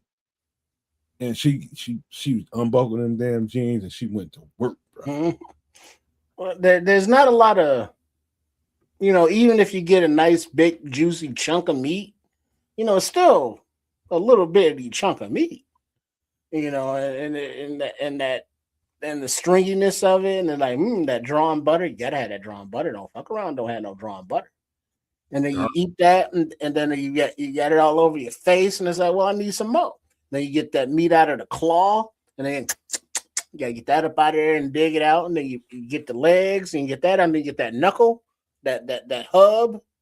It's got a lot of meat up in there, but it's very unappealing to eat that in public unless everybody's doing it. Everybody wearing bibs and shit. That's where it was, Trip. She had to see me smashing out on my wings. Get some sauce, up by your ear, you be all right. Make her feel comfortable. Yeah, that's the only thing I could do because I'm just like, hey, I can't eat this shit. I told her that before we went down there. I was just like, all right, we can go down. She said, ain't that your man? I said, yeah, that's my boys. Go down here and eat. We pretty much didn't pay for nothing because that's how he was with me. He's, oh, you got your girl with you? Oh, don't worry about it. And just start bringing us stuff, man. I ended up giving the waitresses a tip, but that's just how he was with me. And man, dog, she ate 3 buckets of them shits. Yeah, shit. You know, they're delectable, delightful, delicious. You know, but if you're not a shrimp person, you could maybe substitute even scallops, which are delicious. You know, calamari, different but lovely fried. Um, yeah, scallops can probably substitute for this if you can eat those. You know, but scallops, calamari, scrimps, you know, all that, lobster, you know, tails or claws, whatever, yeah, shit, all of it, shit, crab, king legs, you know, the little mud bugs, the little crawdad things, I'll suck the shit out of those too. You talking about crawfish? Mm-hmm. Yeah, it's yeah. You got to really be into that kind of stuff. I ain't never been a seafood crazy. Mm-hmm. Never was, man. You know, maybe if I was born down there in that culture, I'd probably be nuts about it like everybody else is. I wasn't, I'm just like, all right, give me some seafood. That's what you eating. Give me a few, and I'm done with it. I ain't going out my way for no seafood. Yeah, but that's the thing about the unless you're getting actual fillets of some, you know, larger fish, you know, those little like the cucaracha sizes, they gotta eat a lot of them, you know, so that's where, you know, the big portions come in and the bibs and the sauces and all that stuff. Because, you know, remember they're that big, so you gotta eat, you know, a pound of them to eat a pound, you know, if you eat a pound. So, like, yeah, it's All shrimp right, Creole. I'll be all over this because I got all of the ingredients in the house, you know, except for, well, shrimps. all right, Trip, pop out and pop back in because you start fragging again. Uh, All right, while Trip is doing that, I do have a the Louisiana stories that I have is strange because one part is my short visit to Louisiana as a visitor, and then my little bit longer trip to Louisiana as an emergency responder. That's my only two experiences with Louisiana, and I'm telling you, both of them was eye opening. Me being an emergency responder, going down there, as a with a cleanup crew to years after Hurricane Katrina happened was an eye opener. Just culturally, I realized how bad that was. When you see stuff on TV, you think it's bad when you see stuff on TV until you get on the ground. And this is way after the water receded and people were out of their homes and people were just trying to figure out where to go and where to be. I got to see Louisiana in trying to repair itself, or not in Louisiana, but New Orleans trying to repair itself. And it was eye opening, man. It was heartbreaking and eye opening at the same time. But I learned a lot when I was down there about the culture, and I started to understand that, like, it makes you understand why people go so far out of their way they don't want to leave New Orleans when they there because it's so good and so bad at the same time. It's violent on one end of it, and then the culture is so great on the other end of it. It's like being in another planet. It's like somebody drops you off in New Orleans for the first time. You think you land on in another country at least. That's how different it is down there, man. But man, and all that comes with the food, the flavors. I just never seen such a diversity of flavor or experienced such a diversity of flavor in so many different places than I did when I was in New Orleans. It just the flavors are so diverse down there, yeah, a lot of different cultures coming together. man. But yeah, man, I was just telling them little stories about me down there in Louisiana. I went down there a couple of times, man. Well, New Orleans a couple of times, man. I want to go there just to hang out for about a week or two. What I mean, and really dig into that. I had a cousin, one of my favorite cousins. He's gone now. He's older. He's much older than me. He comes for every event up here, but he he dug his roots in down in New Orleans and was there for about 30 years, man. And he just loves it down there. He passed away down there. Swears by it.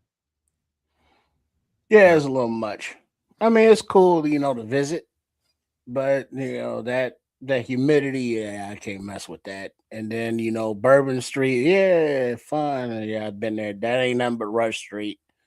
Other than the food, yeah, I just be huge. Yeah. Down eating shrimp and grits, the shrimp creole, all the different dishes they got down there, all the different ways that they prepare the frog legs. Num num num num num num. That's where I tasted my first frog leg. That's my first taste of boudin sausage. I tasted boudin sausage, cheesy boudin sausage balls, deep fried. I'm talking about deep fried, and they were so good. I mean, all kinds of different stuff. First time I had crawfish. Then, of course, the beignets, little pastries. Yeah, those you better. Hey, no matter how old you are, if you ain't been down there, Ron, you better go down there, man. You better. That's a bucket list thing. You got to go just for your taste. You gotta visit it. You gotta visit it. Go down there. You just taste the local fare. Listen to a couple of I keep wanting to say Art Vandelay, but that ain't right. What's the name of the goddamn music down there? It has a name. What are you talking about? Jazz, funk? No, not that one. The what's the name of that New Orleans sound? It's not it all sounds alike. You know it when you hear it. Got that twang to it. You talking about second line live music. That's that New Orleans. That's that what they call that shit. There's a name for it. I don't know. It's not the ones where they have the funerals in the street. Not those. It's the same kind of stuff. You talking about the New Orleans? What do they call that shit? Zydeco.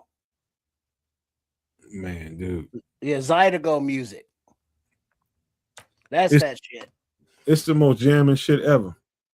Yeah, thank you. What is that, Jamal? Shout out to Jamal. I came up with it right as you was typing it. Once you hear that, it's like, yeah, that all sounds just alike. But that's their shit. It's so everywhere. I tell you what, you listen to that, what you call Zydeco. Or Zydeco, whatever you call it. Yeah, Zydeco. I thought it was Go. You put that right next to some go-go music from DC. And the only difference, it's really not a lot of difference there. Maybe maybe the patterns of the drums. But it's not a lot of difference there. Well, true, because all go-go music sounds alike to me, whereas all Zydeco music sounds alike to me, but they don't sound alike to me. The Zydeco and the go-go. I mean, similar, but get that let me clear my that they got that higher pitch, sound, with the horns and shit, and then they're very upbeat, so they have similarities. There's more totally percussion. There's more percussions and skins in the go-go. And the rhythms are more, there's more of it than it is in New Orleans. It's more horns than it is anything in New Orleans. It's more drums than it is anything in go-go. Different problem. Yeah, but that's that thing. Experience the music, and eventually, if you're down there long enough, you'll pick up on their accent and understand what the fuck they be saying. The locals, when they get to be talking in raps, they're like, what? Hey, I'm telling you, a female, and I don't mean this in a witchcraft or voodoo type of thing. Yeah. But there's a way that New Orleans women talk that will seduce you, bro. Hey, baby, Come here, baby. Everybody's baby. But you don't know that if you ain't from New Orleans. Well, but see, that scares me because, being not from New Orleans, the only uh, point of reference I had for them were movies.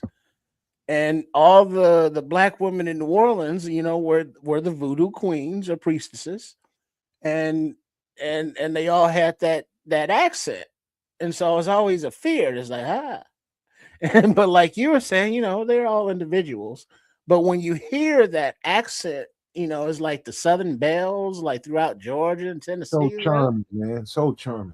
It's like, oh, listen to you, girl. And then it's like you hear that New Orleans, that they got that twang. It's like, I hear you. But yeah, it's unique. You experience that. And you gotta. It's very genuine trip when you get out into the country a little bit. Outside, Yeah, right I'm going outside that of New Orleans. Like inside of New Orleans, that can be dangerous, boy. You can get lured into a trap like that. Yeah.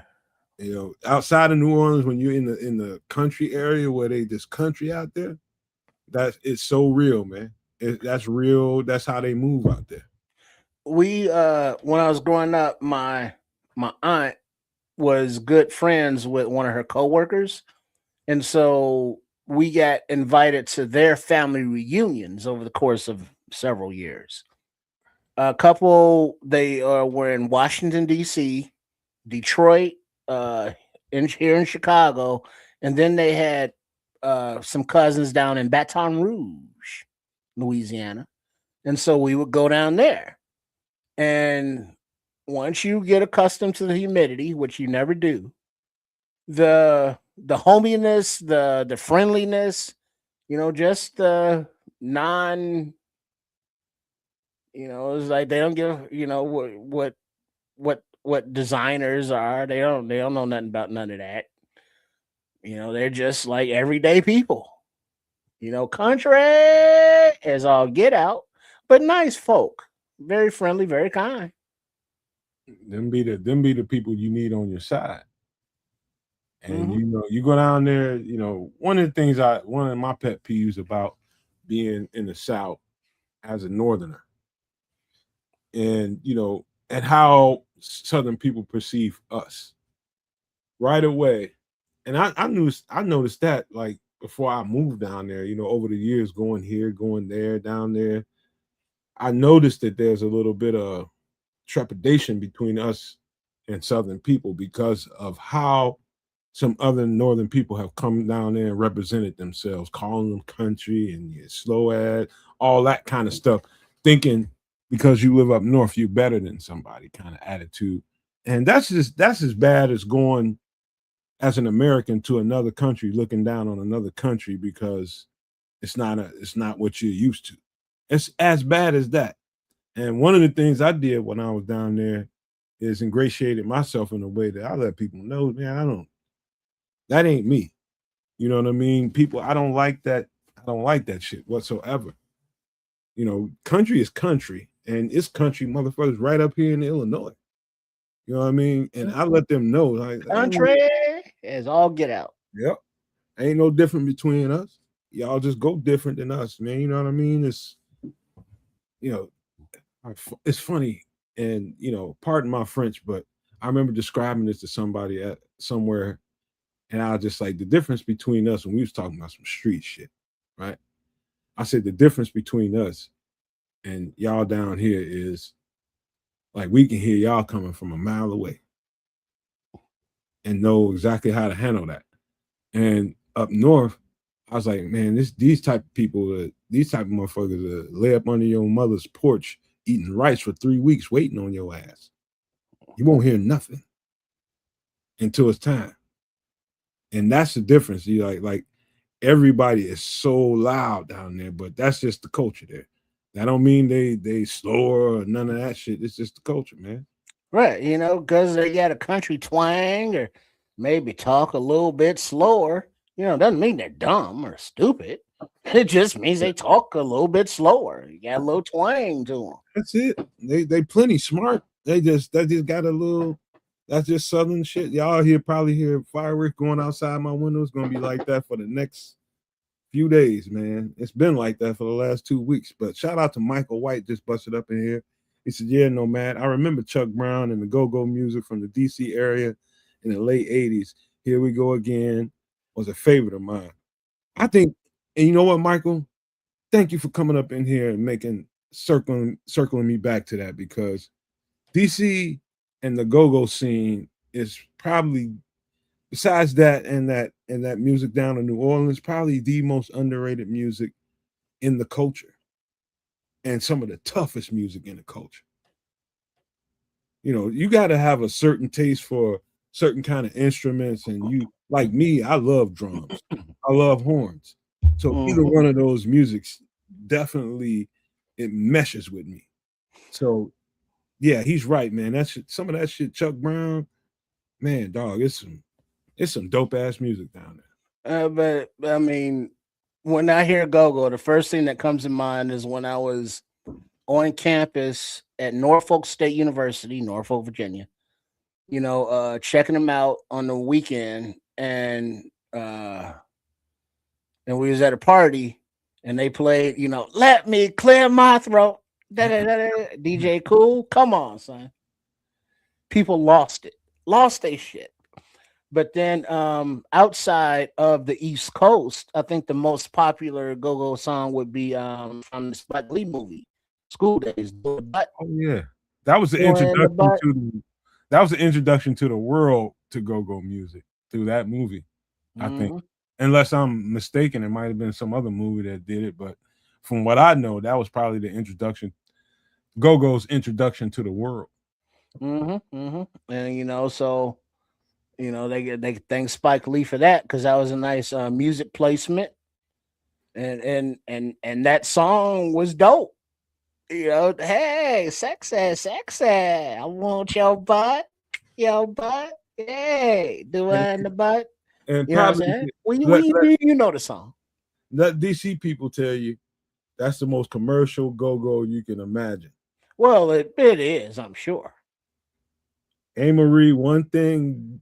Hey, you know what, Jamal? I gotta say this, bro. The minute I heard Marie, I was smitten by that song. Da da da da da da. It's all go da da da da da. You know what happened? This finna get controversial, bro. Beyonce's whole stardom explosion came off of Marie and that go-go shit. No, you didn't. Yes, I did. Oh, you went there. Oh, you saying that stole her style. That Queen Bee, you know, her whole steez was bitten.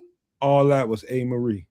Oh, look at her stage performance, and listen to some of the music that made her popular. It's all Marie. It's everything. It's Marie. Jamal said, "Tell it." He know I ain't lying. she hijacked Marie. Marie doesn't have. I'm pretty sure she got a career somewhere. She can perform if she want to, but that should be Beyonce. Marie should be Beyonce. She hijacked her entire style, bro. So Beyonce's Marie with a marketing department. Man, dude. Everything about Beyonce was Marie in that one song. Yeah. And then you make a, you know, it wouldn't be the first time, you know, that someone, his whole style, steez, persona is bitten and redone by somebody that blows up. You know, it's like, you know, original, that was this person. And I was like, yeah, they don't exist in my world because I am my world.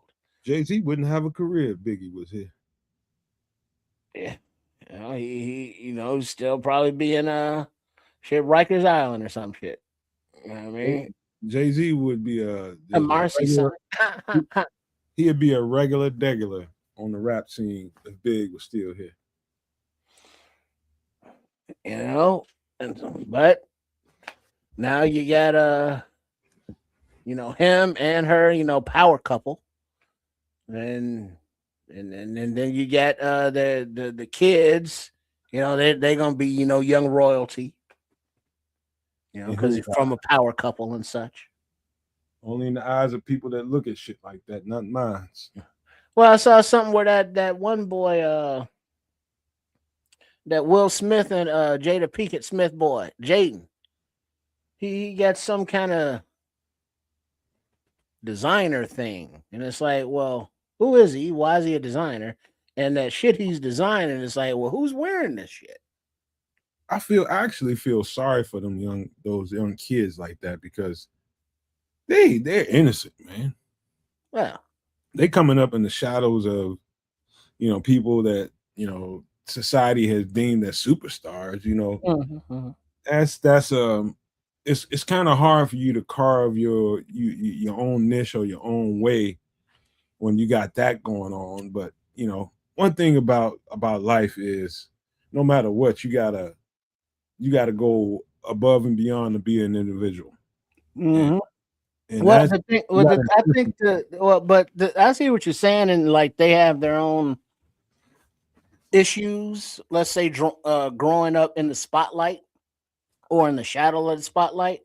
But then also you see the flip side of that when you have other, you know, juniors or children of movie stars that go on to have their own stars that don't have the anxieties of others.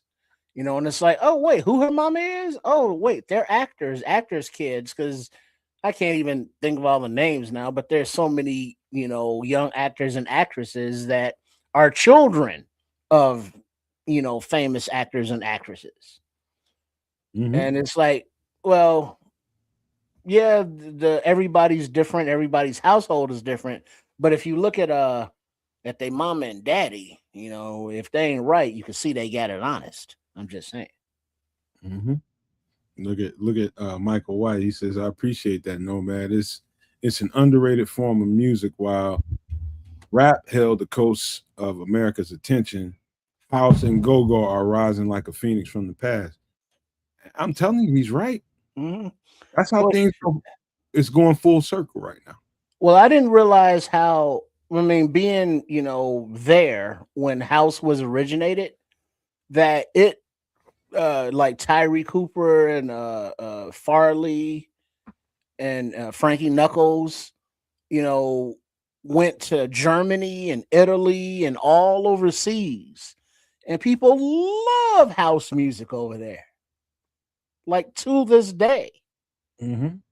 And it's still on the underground tip more so in the city, even though everybody knows it. You know, you're downtown, you know, midday at a lunch concert, and you throw on some house music, you're gonna get a square of people jacking it up, you know, during a lunch hour.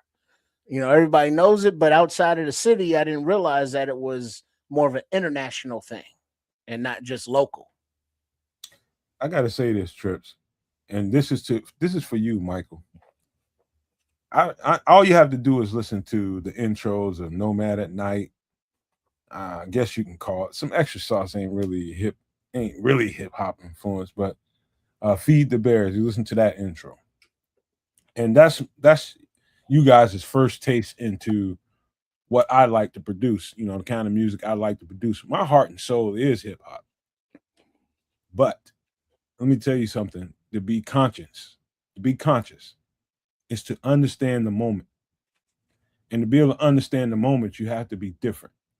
You have to read. You have to feel. You have to have instincts, and my instincts tell me. And by the way, I've been producing music, and I've been producing a ton of it. I've been getting slivers of hip hop here and there. You know why?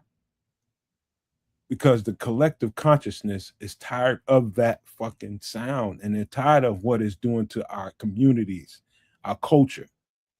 That hip hop sound out there, that cookie cutter ass, weak, violent ass, put on us culture, and that sound that is destroying my conscience is hardly letting me even go there. And the other stuff that's coming out of me is a lot of what Michael was talking about. It's a lot of house, go-go sound and stuff, a lot of mid-tempo, R&B, stuff that changes the frequency. And the more and more I look out there, the more and more I realize I'm definitely in tune with what we need to be doing. That's just not, we gotta change the frequency. And music has always been the guideline for whatever society is going to be. Music typically dictates how either loving, cohesive, how people assimilate typically comes from the music that guides the culture. Yeah, the music sets the tone, sets the mood. If you're listening to, some heavy metal, mosh pit, angry type shit, you're gonna be angry. Mhm. You listening to some Sade, some Anita Baker, you're gonna feel a little certain way, a little soft, a little gentle touch, you know what I'm saying? Or maybe you want a little mix of some hip hop and some softness. You listen to some Portishead, or some Massive Attack, and you chill. Or if you wanna, you study, you listen to some classicals, some concertos, or some opera. So music soothes the savage beast, but it also calms it, invigorates, it motivates. Whatever music genre will have an effect on the human psyche if you're into that shit. And so you want to chill, you put on some Miles Davis, some Bob Marley, Tracy Chapman, whatever you're into. But if you want to, you work out, you want to get up a little bit, you throw on some AC/DC or some Metallica or some Run DMC or LL. You reflect whatever that art is you're feeling. Like Levante saying, music is art. And we got different art inside of us, some dark, some light, everything in the middle. And the music reflects that. And our moods, our activities. Because how many times have you been driving in the car and you park, after getting home and you're singing and you're jamming, and then you get in the car the next morning and you start it up and the radio's blaring out loud and you're like, oh shit, you gotta turn it down because you're not in that mind frame anymore. You're not in that mood. So now you gotta, you turn on your weather or your traffic or your morning jams, whatever that may be. Your favorite sports podcast, whether it be, the Nomad Network or a Kedz Canuck or Sports Chicago style triple RSCS, that you got on the YouTube on there on your screen. Whatever it is, but we all have our moods and music is there for all of them. Hey, All Smiles is right, because next thing I was going to tell you, Trish, without even reading All Smiles, I'm going to read it in a second here, bro. Thank you. I think frequency is a choice. I think frequency is a space that you have to tap into. You have to choose to go there. I think it's all around you, but you have to choose to align yourself with it and go there. Instead of, there's always the alternative, some darker, some, more destructive frequency that you can choose. But I'm gonna read his point. All Smile says the same boiling water that makes eggs hard will make a potato soft. You are in control. Mm-hmm. Dead ass right. I can't think of another way to say that better. That's dead ass right. That's why I say it's choice. You have to choose to into that frequency or let that frequency into you. But if you keep choosing every day to all the time to go to that dark place or that, that damaging frequency, just know that's you open up that box and allowing that. Mm-hmm. It's up to you. Change the station. Mm-hmm. Or if you can't change it, turn down the volume. I don't even listen to music much no more because when I do listen to it, trust me, the frequency is great. The stuff that people are putting out right now, I have no desire to listen to it. None whatsoever. Yeah. And same. And unless I'm someplace, where I don't control the music, in a waiting room or someplace or in a store or riding in the Uber and somebody's playing something, I don't know the new music because I have no reason to listen to it. I don't listen to the radio and at home. I listen to what is it, Amazon Music or something like of an artist playlist or a genre. So it's like I'm good with my music, and when I hear something new, and it's like, yeah, this is new because it has that sound, and it's like, yeah, I don't like this, and it's just something that is like, all right, if you hear something new and you like it, cool, because that's the beauty of music. Something new is always coming out. And so it's like you got your comfort zone, which is usually, your formative years, like your high school era, whatever you were coming up to at that time is usually your jams. And then when you came of age, like in your college era or, that time, that music takes you back to that time. And then that's plenty to listen to on a loop. You got your oldies, that you grew up listening to, but like the new shit, you can get by without it. Trips, it's like this. I've always said this, and I believe music is universal. When I say universal, I mean that broad communication. If you had to transmit some music to, let's just start here, to the other side of the world, people that you hope are listening to, you get to transmit this music over here. It's just almost like throwing a note to the other side of the world, hoping that some people over there, if there are people over there, would hear it. And you're sending it in tones and music, rhythm. Would it be some damaging stuff or would it be some very inviting things? Mm-hmm.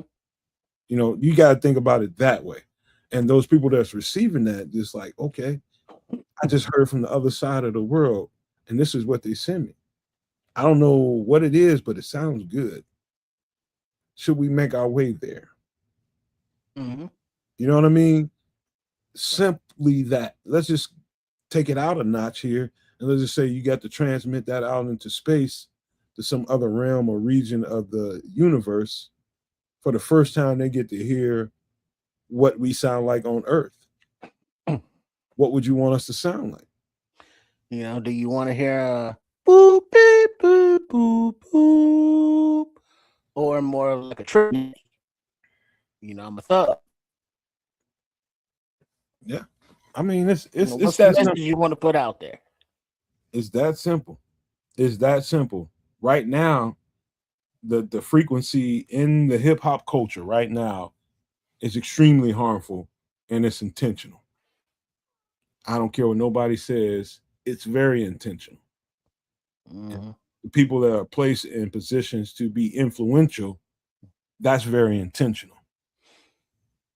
It's intentionally effing us around.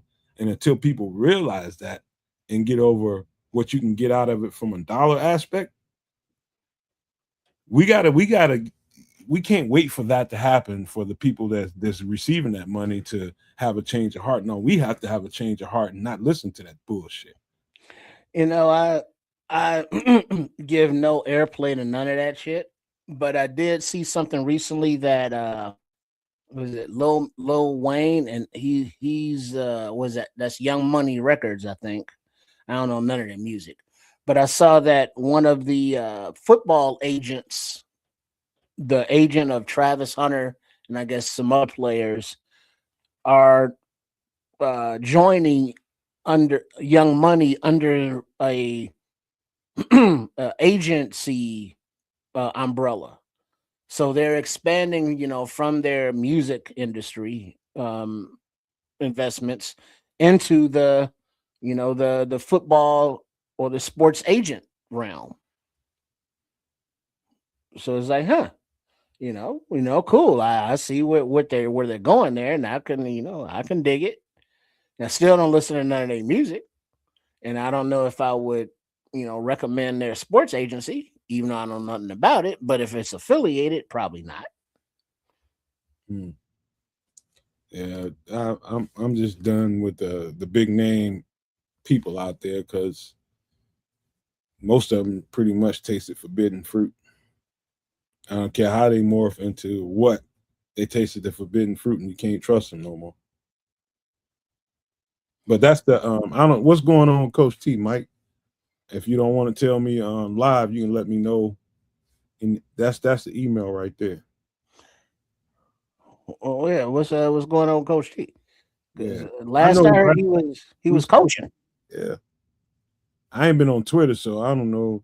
Usually, that's how I keep up with Coach. But Yeah, he I don't think he's very active, but he was back coaching. He was deep into that. and I was loving that shit for him because that's really where his heart is at.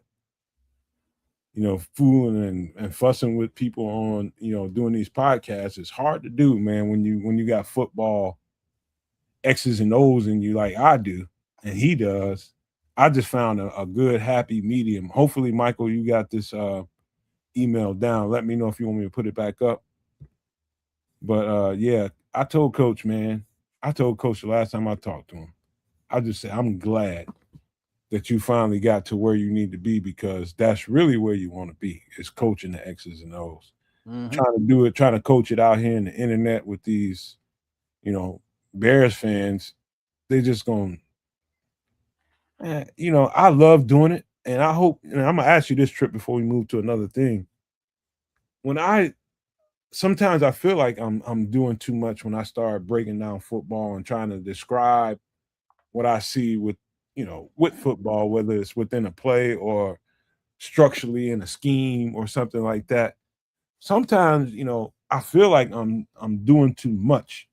But then other times people tell me, I like the way you make it simple for us. Because that's all I'm trying to do is make it simple as I can. Do you think we do that over here? Yeah, and I think that the people appreciate it because it's not a simplicity factor that you're talking down to anybody, but just changing the verbiage or explaining a situation from a different perspective, and as opposed to just excuse me, as opposed to just these are the 40 times and the physical traits and how many times he did the bench press. Whereas you and share, well, his movement, his body flow, his in the games where he steps up or doesn't, him being just a generic player. And then you do the breakdown. So it's like, yeah, you do very, good, comprehensive, informative breakdowns without being condescending, which some of the draft nicks are. Yeah. Yeah.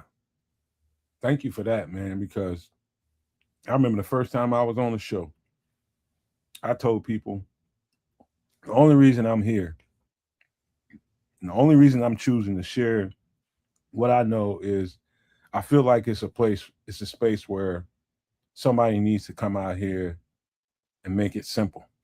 Explain football simply. You know what I mean? Because not everybody is into the X's and O's. You know what I mean? Not everybody's into all that film watching and the nuances of the game and all the kind of stuff that comes with it.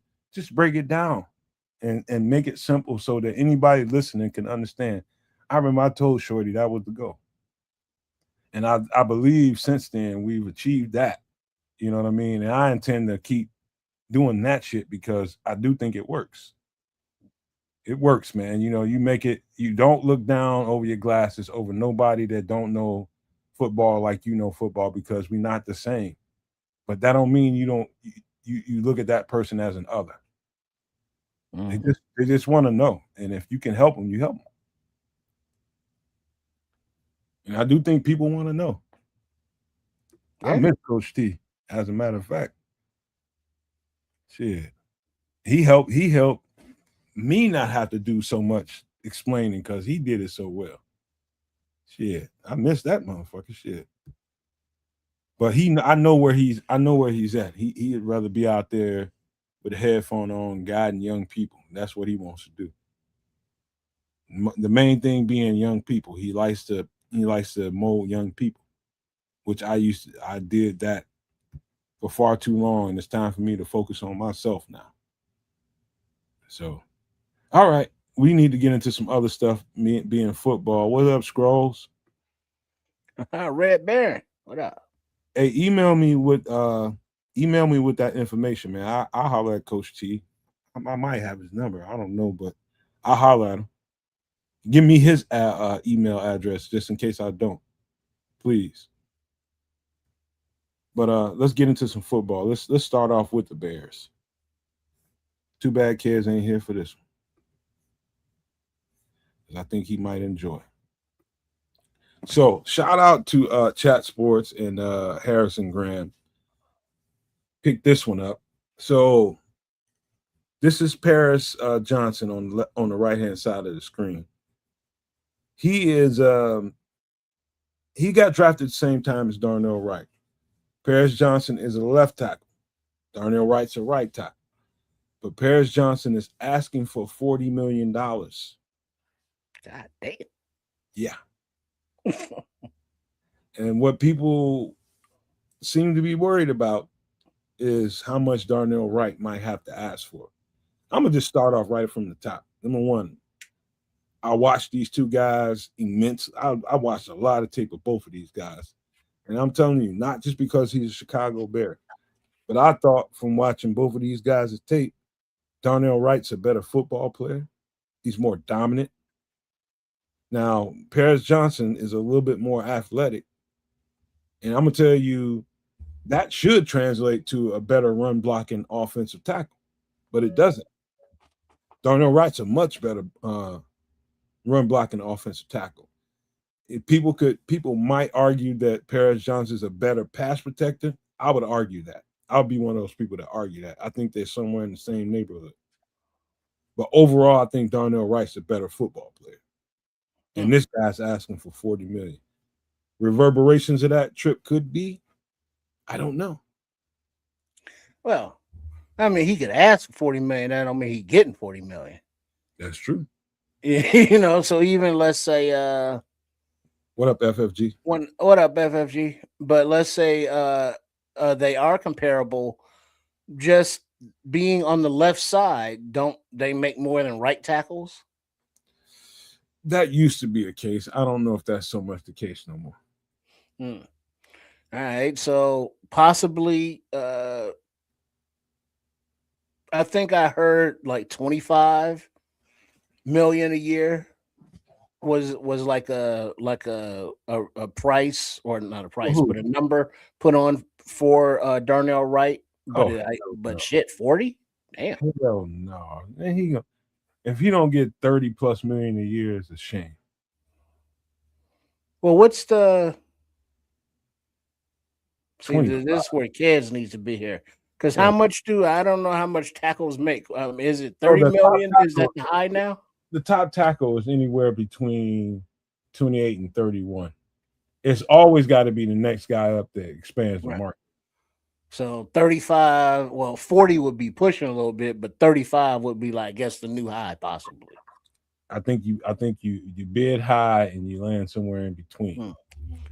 Yeah, so whatever that number is, I think Ryan Poles has already stated that that's one of the priorities, or Ben Johnson, one of them, one of the priorities of the offseason is to address Darnell Wright's re-signing. Wait a minute, who the hell you hear say something about 25 million?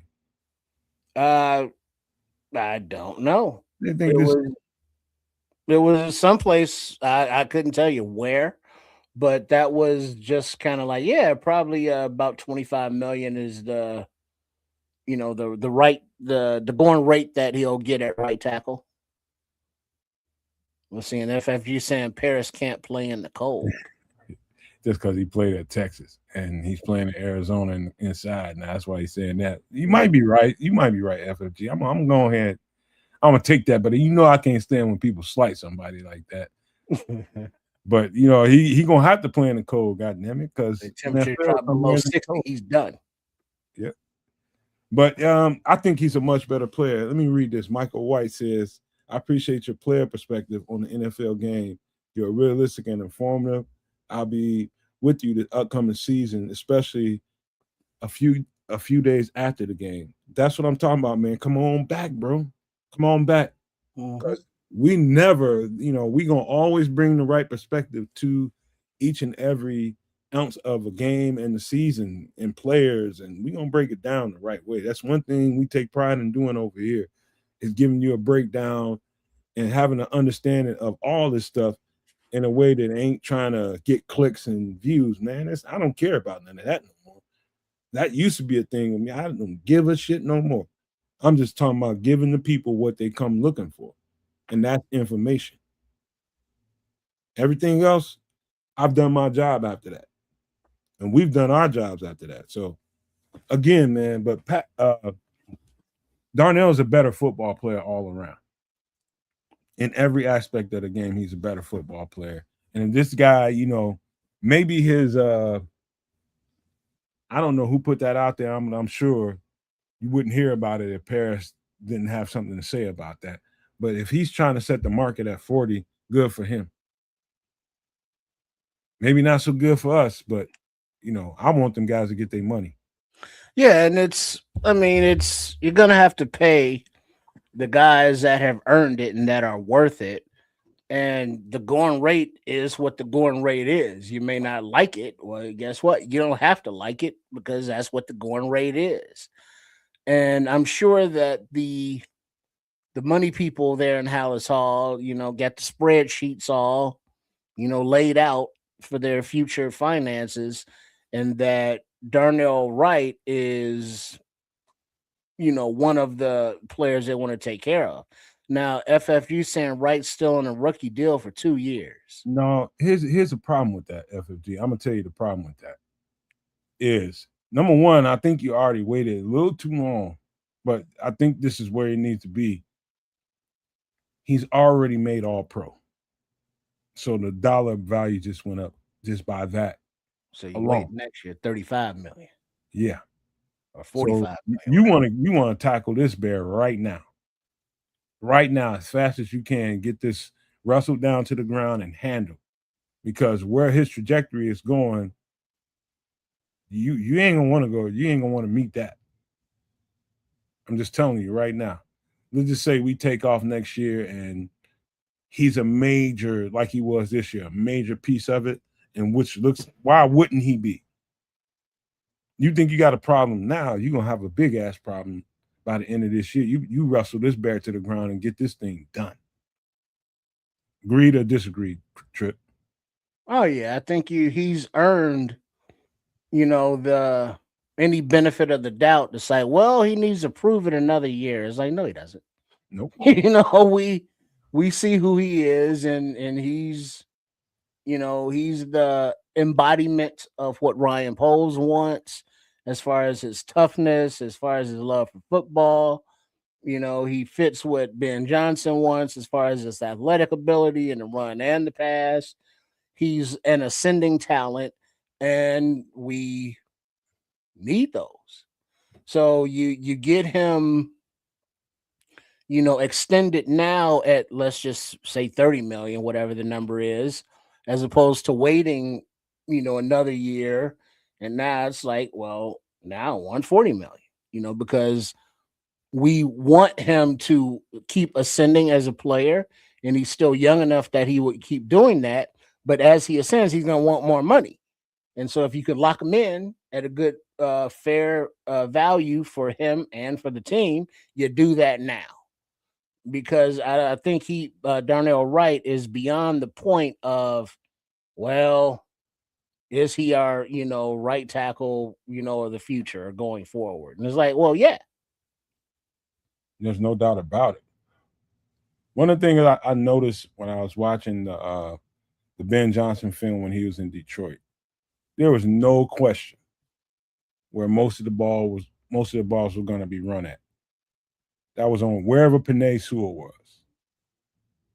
And he looks at Darnell Wright as that. And what you do when you start watching the film on the Bears last year, Ben Johnson's first year here, you start to see that develop. And overwhelmingly, when it came down to it, when the Bears had to have it, that ball went to the right side over there where Darnell and Jonah was at. He likes that combination because they just smother and shellac people, both of them. And Jonah might be the most unsung hero of the bunch. Jonah was a beast. Darnell was a beast. You keep exploiting that. And so it got to a point when I'm watching in Detroit where there's no question where the ball was going to go if it was a run. It was going to be on the right side when they had to have it. And that's called dominance on that side. When you got two dominant players, it wasn't just Panay, but it was the guy next to him as well. Same thing here in Chicago. It ain't just Darnell, it's Jonah next to him. When you got that kind of dominance, you pay for it. NFL needs that. Because some would say, well, let's get Darnell Wright signed at right tackle market value and then switch him to left tackle, like Panay Sewell is having to do. But what is Michael saying here? He said Paris may not be setting the market. He may be trying to make it so that the Cardinals will not sign him and he can go to another team with a brighter future, since losing takes a toll on your career. And being with the Cardinals, he's not won anything. So, yeah, he's trying to price his way out of town. That's tactic shit that he's talking about. That's a good tactic. Yeah. That's his agent is like, all right, here's what we're going to do. We're going to ask for $40 million and make all the Cardinals, be like, what? Get him out of here. Then we're going to get you to a winning franchise and get you like $32 million. It's a great tactic, and I can see because the Cardinals are going nowhere real fucking fast. Yeah. That's just the honest to God truth. They ain't going nowhere real fast, bro. And they got a lot of running backs. Yeah, that thing ain't going nowhere without a secure quarterback for the next 5 to 7 years. It's hard to get interested in what they got going on. It's a quarterback driven league, man. FFG is talking about what Justin Herbert got, which I don't know exactly what he got. That he had like 2 years left on his current deal, and then they extended him and then rolled those 2 years into the deal. So even if Wright is signed, this offseason, the remaining 2 years would be rolled into the new deal. I don't know. But I know this, man. They need to get that guy inked up before the season gets underway, because once it gets underway, that market value is going to go up. Yeah. And, it's good to be at the point where it's like, hey, we got players that are demanding, some top salaries. That's what we want, right? Because that would kind of denote that they're probably good players. Hey, I'm glad we're in that spot. Yeah. And we've seen Darnell Wright out there, with one arm, doing his job. We've seen him against the Max Crosbys. We've seen him, in all situations, and he's always stepped up. So he's earned his extension. For sure. You cannot get mad at none of this, man. We've been waiting several years for the Bears to get at a point where where a guy that we have on the team is valuable enough that means we have something going on here.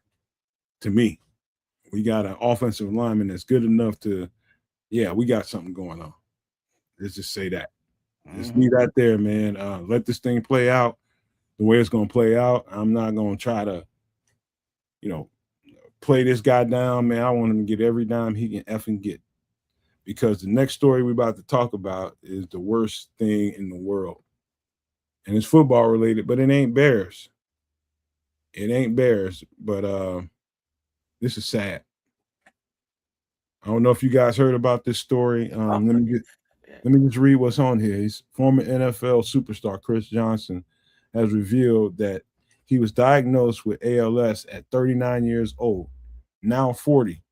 The disease has progressed so rapidly that he uses speech generating device to communicate after losing his ability to speak. Johnson shared his diagnosis and to raise awareness of ALS to encourage more support research. Let me just say, this is only going to get worse for him. And I'm telling you right now, this hit me like a ton of bricks.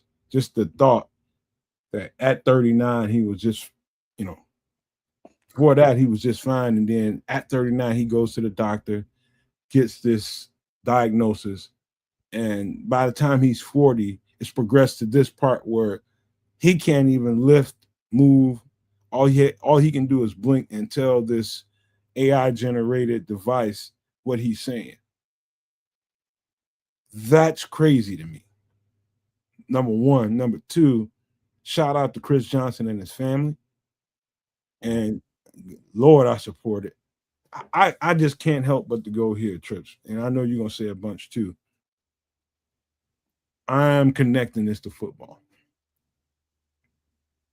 I'm connecting it to football. And some of the things that happen during a football player's career, and the fact that football players don't have health insurance post their career or during their career, really, is a travesty of Mount Everest proportions. That's some bullshit, but this is what football can do to you. And they're scared to make this connection, but I will right now. This is football related. I don't care what number. That's just what my instincts tell me. But go ahead. Yeah, shout out to CJ2K, as AC reminds us of his nickname. But, on the front of this is football related and the player's health insurance or lack thereof, I go back to the playing surface. The World Cup is playing in NFL stadiums, and part of the World Cup is natural grass surfaces. And players around the league are like, man, how come we can't get that? And as we see the number of games go up, international travel go up, the rate of amount of games within, a week go up. You got to play 2 games in like 4 or 5 days, these players. And it's like, well, what the is your players union doing that you can't get health coverage, that you can't get grass fields, that you can't do anything except acquiesce to the owners? Now that's that part of it. Now, as far as Chris Johnson personally, it's like, man, that dude, I mean, it's just so fast. He was all good a year ago, as Biggie said, but now he can't. He's a prisoner in his own body. And something that struck me in the interview that I saw with him was he's like, his mind is sharp. His mind is sharp as a tack. But having the wherewithal to make it another day, when you know that inside you are basically a prisoner in your own goddamn body, it's like, my nose itches. I wish I could scratch it, but I can't pick up my damn arms. I want to do something, but I can't because I can't. And now he has to have 24-hour care.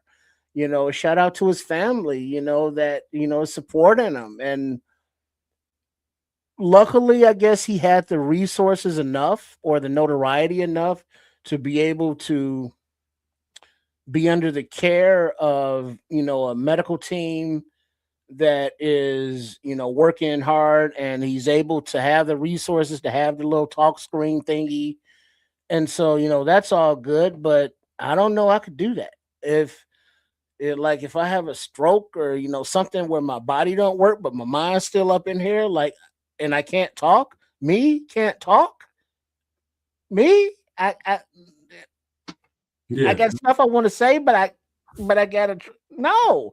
And it's like I give him all the props in the world because I'm like, yo, anybody got Dr. Kevorkian's number? Hey, that's just the way I see it.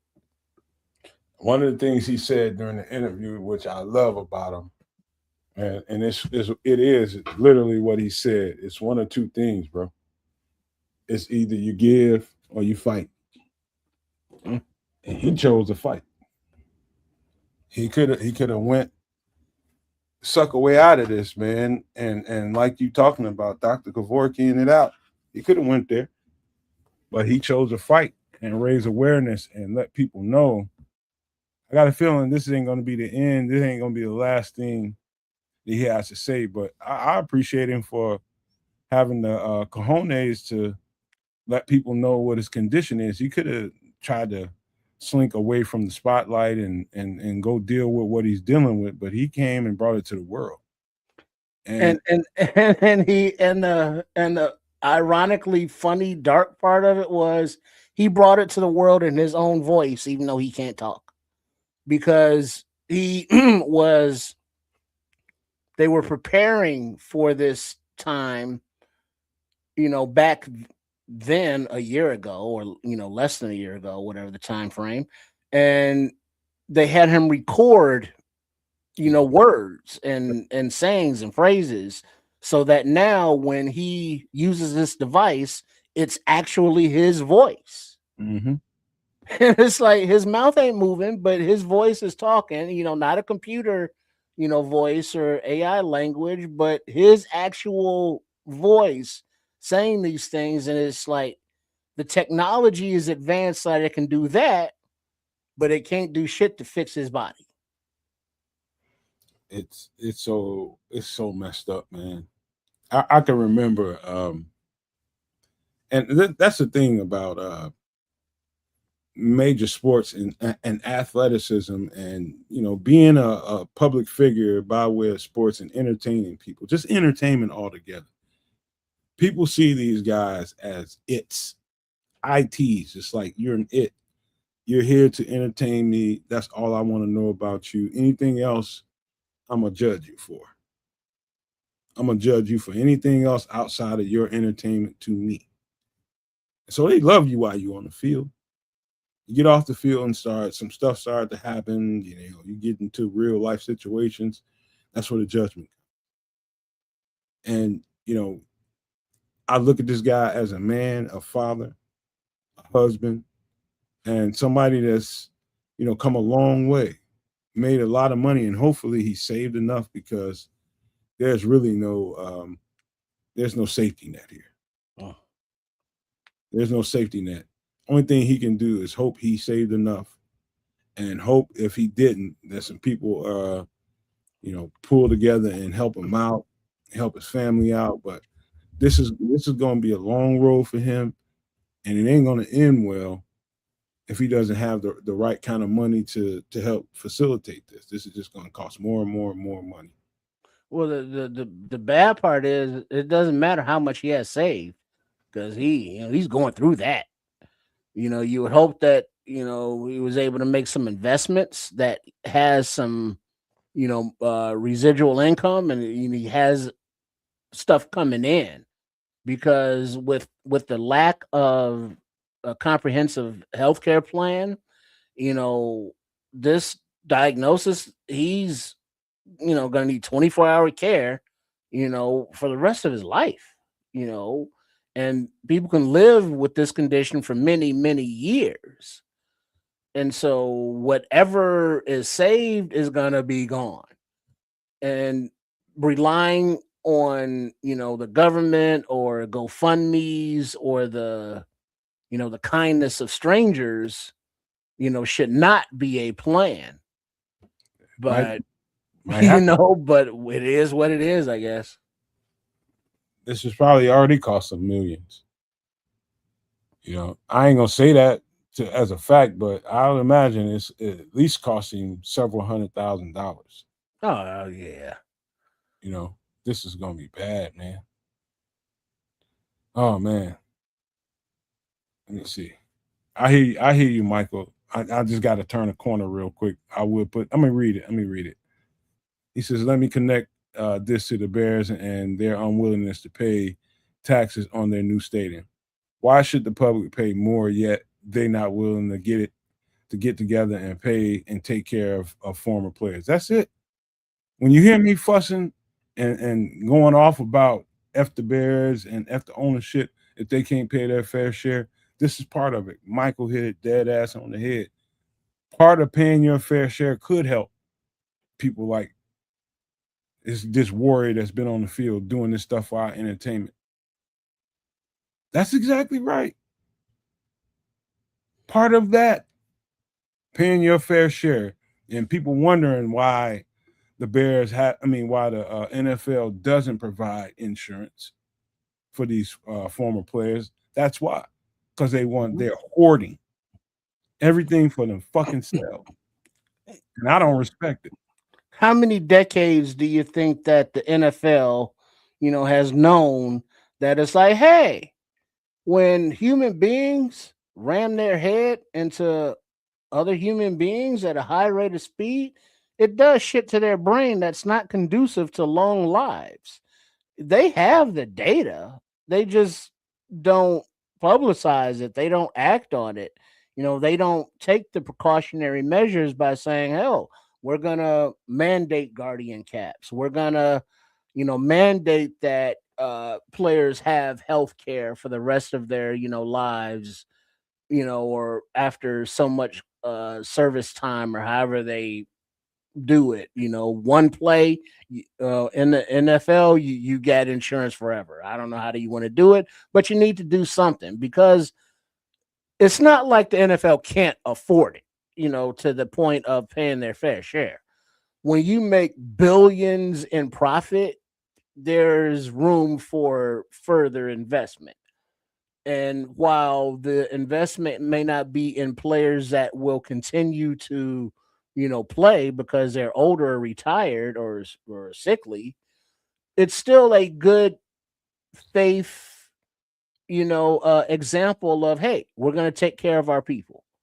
So if you play football, if you have some health stuff, you don't have to worry about doctors and none of that because we got you. They can do that. They just don't. And that's another thing with the players union. And it's like, well, why the hell y'all got a union and they don't do shit? I mean, because you can't get grass, you can't get days off in between games, you can't get this, you can't get that, but you can get your ass out there on the field and play when you have uh still conditions of concussion from a few weeks ago. How many fingers I got up? 2, you get your ass out there. Every team will still do that. And we as fans, it's like, well, he got hurt 2 weeks ago. Why can't he get back out there? Well, he's obviously not ready. And so during the heat of the season, we as fans also will put pressure on players to get out there. The players are putting pressure on themselves to get out there. The teams are putting pressure on them to get out there. So everybody's putting pressure on these players, but nobody's helping alleviate it.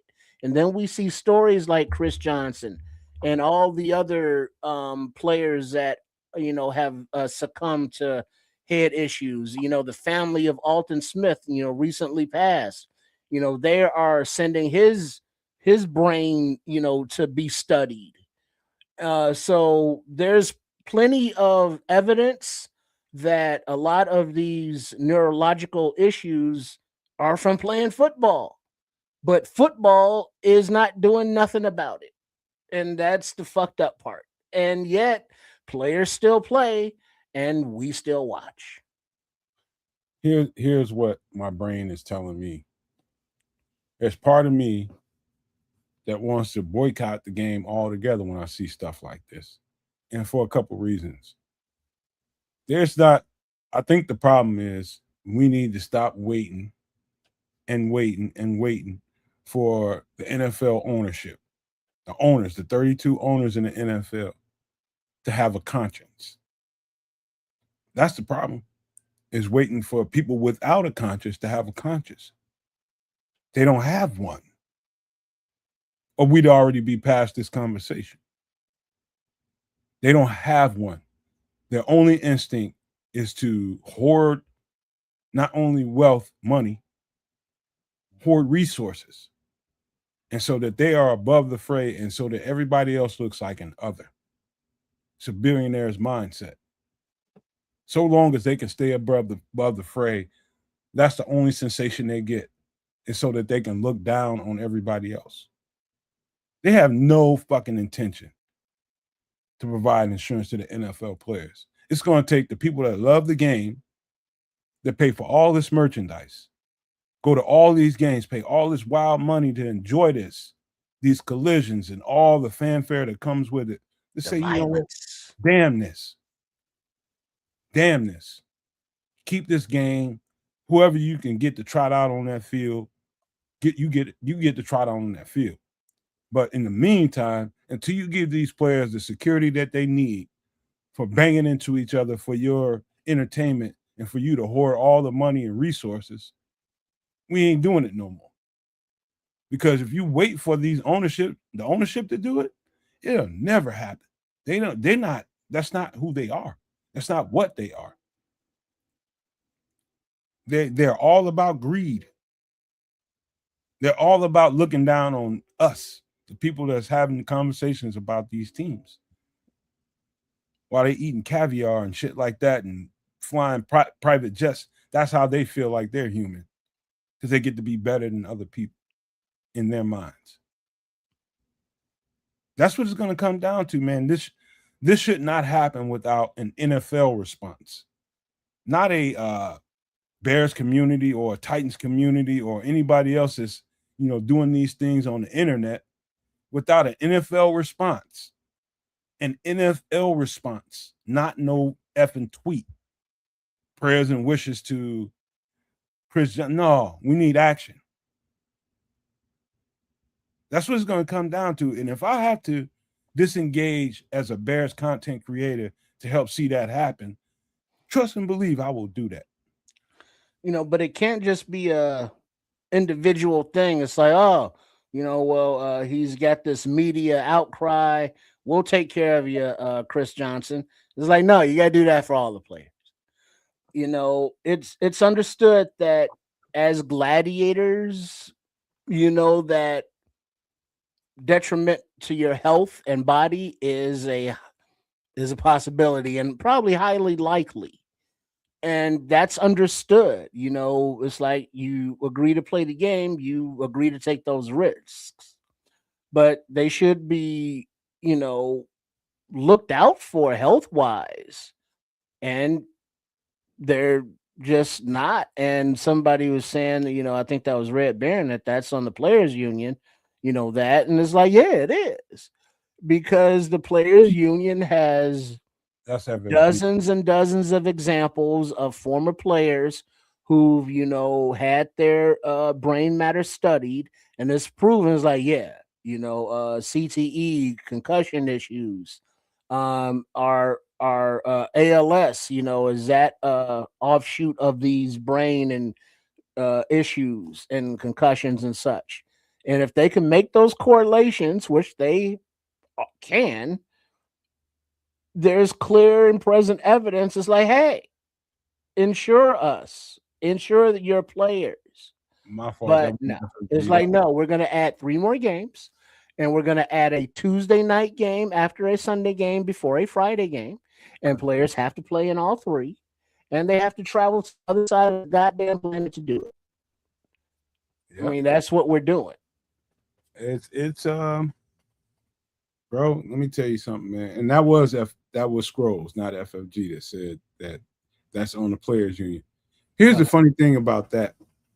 Anybody that believes that somebody with only 32 guys that run the entire league, who picked the commissioner, let me be clear about that. They handpicked the commissioner to be the front-facing person on communications with the league. They picked that guy. He ain't just win that. No, they picked him. They handpicked him. You think it's any different for who's selected as the player union president or representative?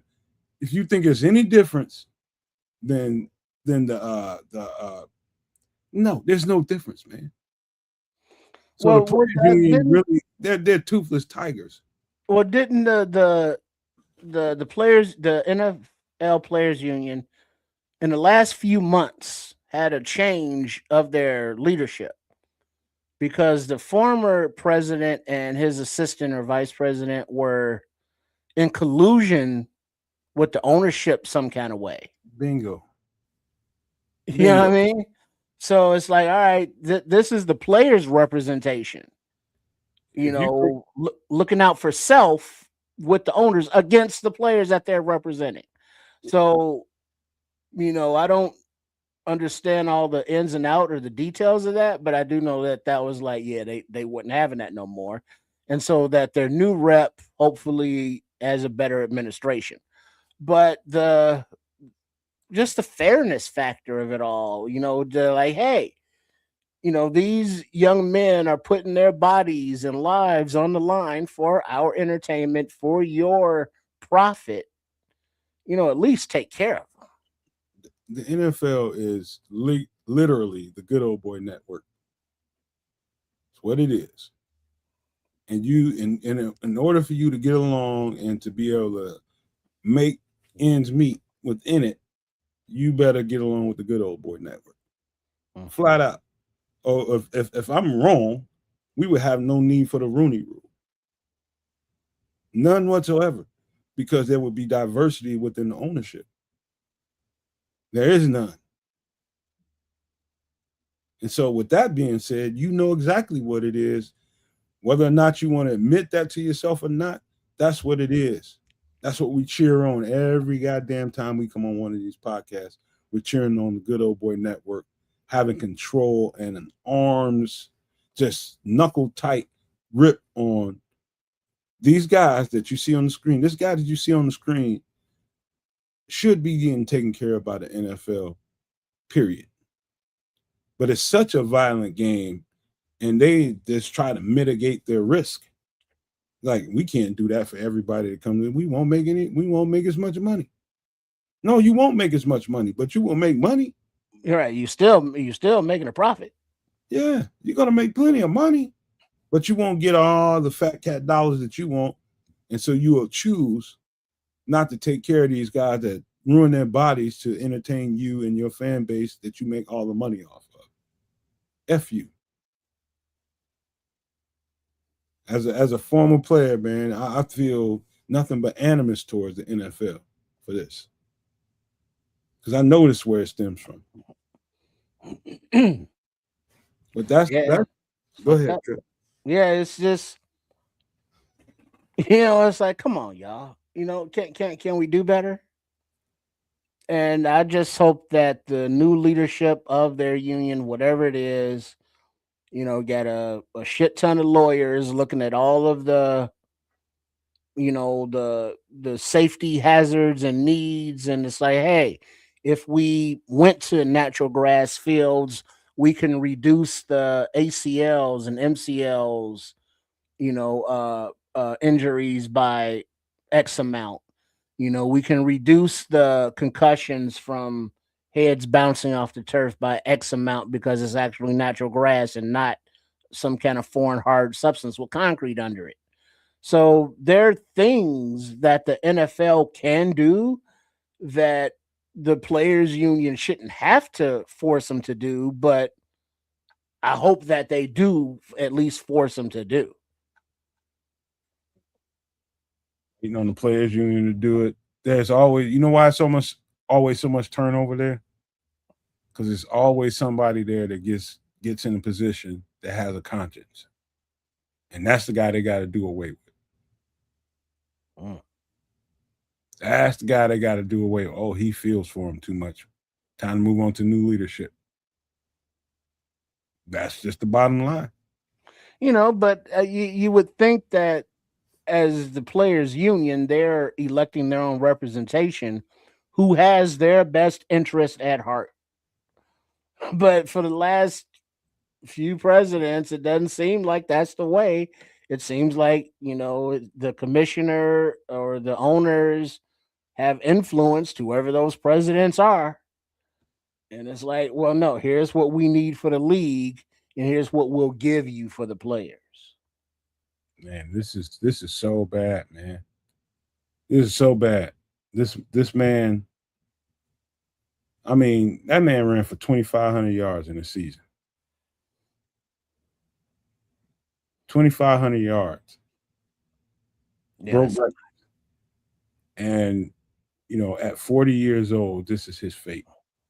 And the NFL didn't lift a finger other than put out a tweet. No, hey, don't worry, Chris. The NFL is here to support you no matter what you're going. None of that. We're gonna, we'll call your family and you let us know what you need. None of that is what's supposed to happen. None of that happened, and that's sickening to me. That's Yeah. not only angers me, it sickens me. But not only the league didn't, but not even the Titans. Or does the league say, Titans, no, as part of the league, you're not allowed to do that? Because now every team would have to do it for every other player, because now you've set the precedent. It doesn't even need to be said. It's an unwritten rule. The Titans know what not to do. But it isn't. What was the player for the Kitties over there? Didn't he get some kind of spinal injury on the field? But they still be wheeling him out during games and shit. I'm thinking about the guy from the Ravens, probably. Oh, was it the Ravens? Oh, I thought it was okay. All right, but it's somebody who got hurt, and they got paralyzed, and they still wheel him out every now and then. And it's like, I would hope that the team's taking care of him, but now looking at this, and it's like, man, I wonder if that dude even got insurance. Handicapped show pony. Right. It's like, oh yeah, let's cheer for this guy. Remember when he played and got fucked up? Like, yay, thank you. And it's like, all right, let's get back to the game. Show And pony. they wheel him on back to his nursing home or wherever the hell he lives. I hate to be a bearer of bad news. I really do, man. I'm like the Oracle in the Matrix, man. I really hate to be the bear. I hate to deliver bad news to good people. But this is bad news. This is really bad news. Let me read what Scroll said, because I wouldn't be right. We read everybody else's stuff. He says, also, players play for different organizations, so which one would be accountable for their health? Question mark. That's why it's on the players' union. We just got to going through that, Scrolls. Like the union, it's like everything is handpicked when you got this kind of network going on. Like, you don't got no individuality in here. You might have a renegade actor that comes in here once in a while, and they'll put the screws to him because that's how the network works. But all these are yes men, bro. I don't care what they look like, who they played for, players union official, whether he's the president or vice. I don't care who he is. He's a hand-picked, toothless tiger, bro. And so that's really neither here nor there, bro. Well, but here's the thing. Now that you have, damn near high school, they are getting recruited. But, high school sports, has their team insurance, but players can get hurt in high school with, head injuries that don't show up till later. Or maybe that high school kid never plays football again, but still has issues. But the issue that I'm looking at is the NIL thing with the college kids. Now, not every kid gets NIL money, whereas others gets millions. Is that fair? Well, that kid's better, so of course he's going to get the ads, he's going to get the money, whereas you're just a walk-on playing. Yeah, you don't get shit. But you all are practicing together, playing in games, and you're banging your head just like he's banging his head. Maybe he goes on pro, and if he doesn't and he has any issues, he's got a little money to fall back on. This other kid who has issues that doesn't go pro, never plays football again, has no coverage. There has to be some kind of way that all players, once you strap up, college, where they're getting paid, where some of them are getting paid, there has to be some kind of coverage from then on. And on top of that, there has to be everybody has to get a little taste. You know what I mean? Because they're all out there playing the sport, having fun, but putting their bodies on the line. And yes, they're talented players that are getting millions, and some are getting nothing.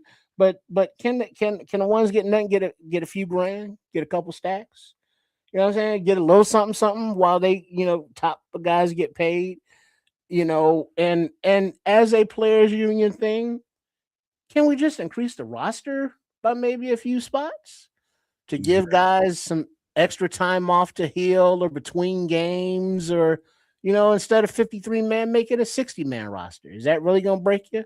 I mean, so there are changes throughout that would be more inclusive and be more health conscious for players, but they ain't doing none of that shit. Trips, what's funny about what you just said, and I'm gonna put your comment up here in a second, Scrolls. What's funny about what you just said about I've been fighting about the numbers on the roster probably 5 to 7 years before you even met me. Damn near in fist fights about it. Some of the old school cats I'll be fooling around, hanging around with, they just like, man, they need to toughen up. They need to be able to manage their bodies and take, man, dude, what the fuck is you talking about, man? What are you talking about? Dog, they need more people. I'm talking to a person that ain't played no football for past what 7-8 games in high school or something, if they played that. Talking about 17, 18 up to 20, 21 games. They need more than 53 dudes. Yeah, it's just flat out. But that's a whole separate conversation that I wanna press that issue for real, Trips. Thank you for reminding me about that. mm-hmm. But getting to the Scrolls comment, he says, and he's just responding to me about the union, the players union. He says, I know I'm in a union and we deal with the same crap. Our steward run right back to the management every time. That's it in a nutshell, which is why we don't get no progress. So basically, they're just plants in there to get information and run back to the owners, and the owners decide from there. There's bad eggs within. Let's just say you get you elect a new president. This guy just come off the field. Let's just say Hayward from the Pittsburgh Steelers decide to retire next year after this season, and they elect him president tomorrow. I mean, right after he retires, I want Hayward, not Jason Hayward, but whatever his name is. I want him to be the president. Now he just wants to come in there and create change, right? And all his intentions are good. He wants to express to the NFL and its ownership that this is what we need. This is our list. We need this. Everybody else in that room is working against him. Everybody. And he just doesn't know it. And so he's thinking he's making great progress. These people are listening to him. They agree, man, you know what? You're right, man. We need to do that. Put that on the table. Let me take it back to, and before you know it, he getting wrestled out of position because he cared too much. Same thing is going on in your union, Scrolls, unfortunately, which is why y'all end up at standstills. And all unions, I think unions are good in this country. It's great. It's great because without that, they could not deal with corporate ownership in the way it needs to be done. They just run over everybody. Unions are one of the best things that ever happened. But even that can get gangster. That can get gangster as hell too, especially if people in power too long. But that's the way of the world right now in capitalism. You got stuff like this going on. But let me pull up something else. This is I would love to go to some better news, but this ain't better. Nah, just saying tackle Mike Utley. Yeah, that's what I was thinking about. is who Trips was thinking about. He's 61 years old now. Yeah. Yep. Right on with that one, Notch. Yeah. Mike Utley. Mm-hmm. All right, but we gotta change speeds a little bit, and because this conversation can go on forever. But we got other stuff to talk about that's even bigger than the NFL, man. Is we talking about the world here. And guess what? We got to start like this. Give me a second.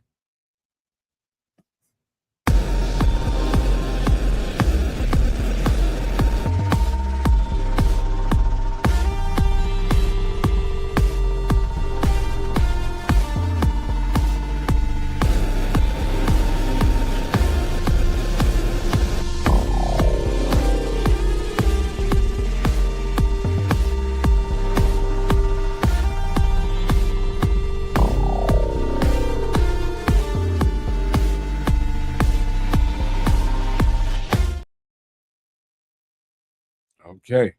Let me wait until Triple R gets ready to come back onto the screen. Oh, there he is. You there, Trip? I think Trip is frozen right now. So let me go ahead and read. No, I was muted or something. Yeah, you was muted. You feel like reading this, or you want me? Yeah, you got to read that one. Okay, so I've been talking about for weeks that we're gonna reach critical mass by July 4th. We're talking about for not weeks but months that if we reach July 4th with this war in Iran and they haven't settled this oil issue, we're gonna have an issue. And I'm gonna break it down and give you critical mass as to why we got to this point. I remember saying this to kids that I had a date, and this is why. I'm gonna just read it off. The July 4th deadline has become a critical focal point for U.S. oil reserves. The convergence of peak summer travel and ongoing war with Iran is rapidly draining domestic stockpiles of crude. Emergency storage tanks could hit functional rock bottom, removing a vital buffer against severe energy and gas spikes. This is what we all feared. Economic markets, financial markets, just economic stability all over the world feared this day.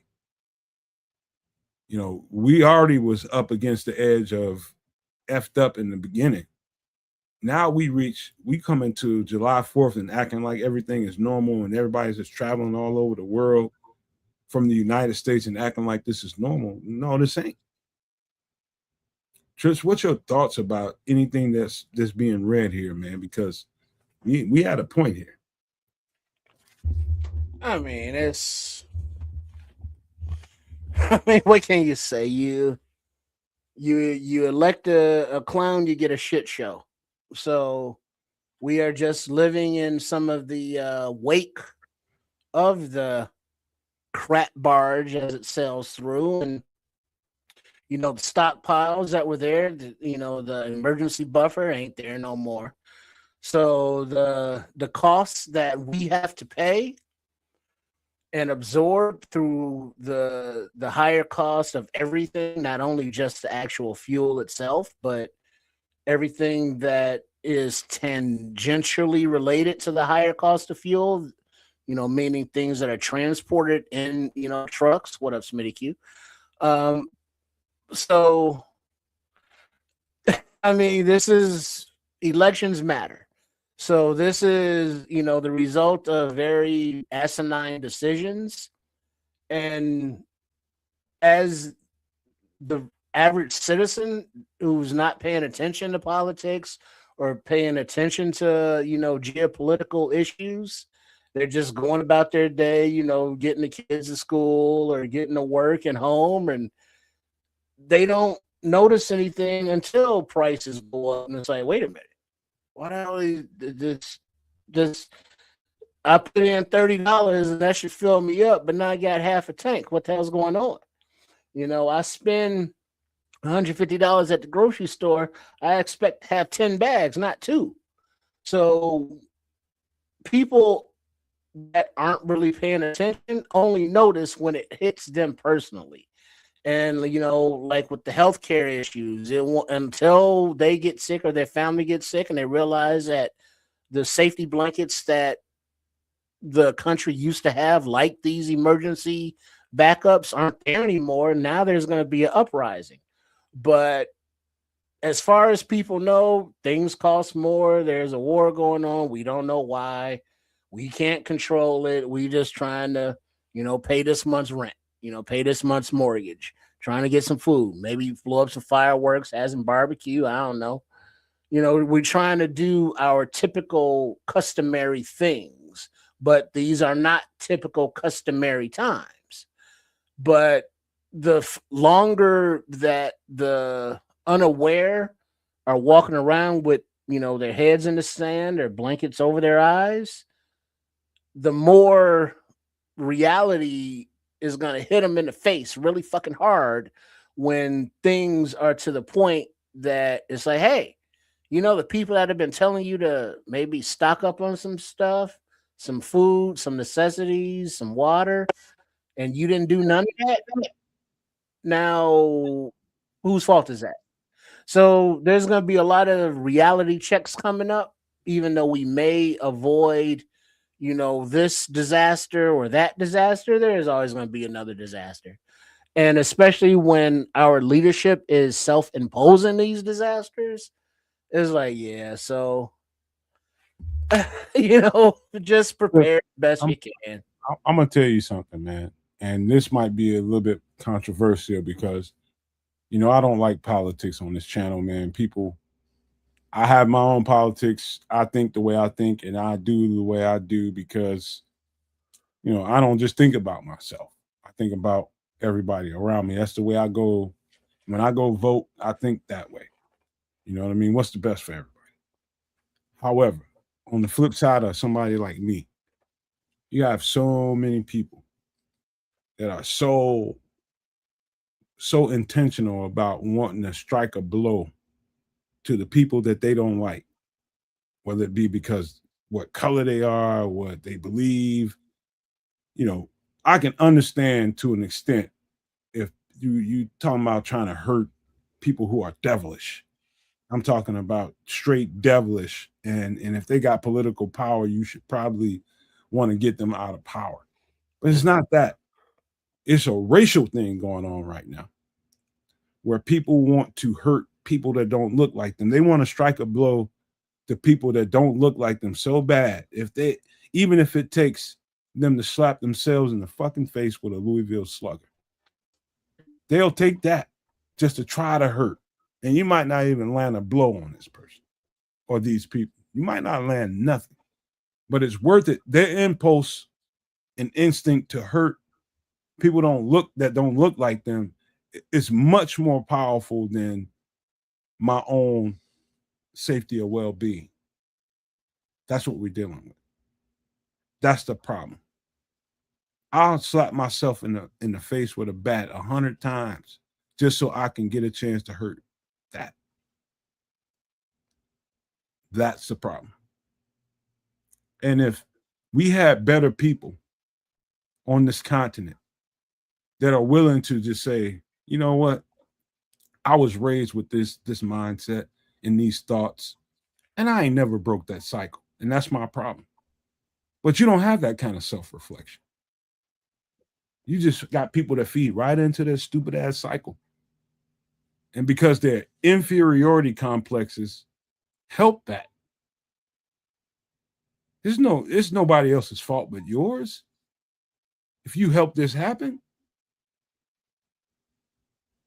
But guess what? The people you're trying to hurt, you're just making them stronger. But if it felt good, good for you. Good for you. Just remember that. As everybody else suffers, including yourself. That's where we at. Yeah, it's some would say the Confederacy rides again. Because this country, America, went to war with itself civilly, and one side was victorious and the other side wasn't. The other side regrouped, and here we are. So it's it's a very weird thing to say in 2026, but you know, it's going backwards, you know, back when it was great to some people, you know, to the 1800s. And it's just every day we see different examples, different, you know, laws, different, you know, executive orders. And it's like, oh, okay, well, you know, the was it the Supreme Court, you know, said that Haitian, you know, immigrants could now be, you know, possibly deported. And it's like, you know, that's a lot of people's lives Yeah. that affect other people's lives. Here we are now. Here we are now. When you're gonna see energy prices, your gas prices just go through the roof. Because guess what? I was just looking at, was it the 30th? That was yesterday, right? Yep. The 30th.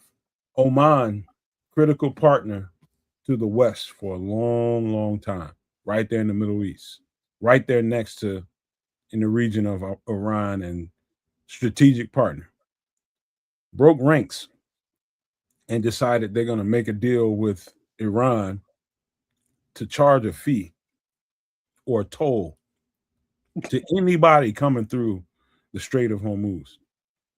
And so their strategic partner, United States, Israel, strategic partner that was going to help them, you know, kind of detooth the lion, is helping them get more teeth now because they see where this is going.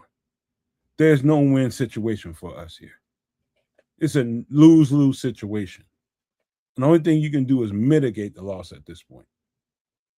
But the pride and the ego and the self, I mean, you got to be a stupid MFer to even get in this position in the first place. This is easy to see.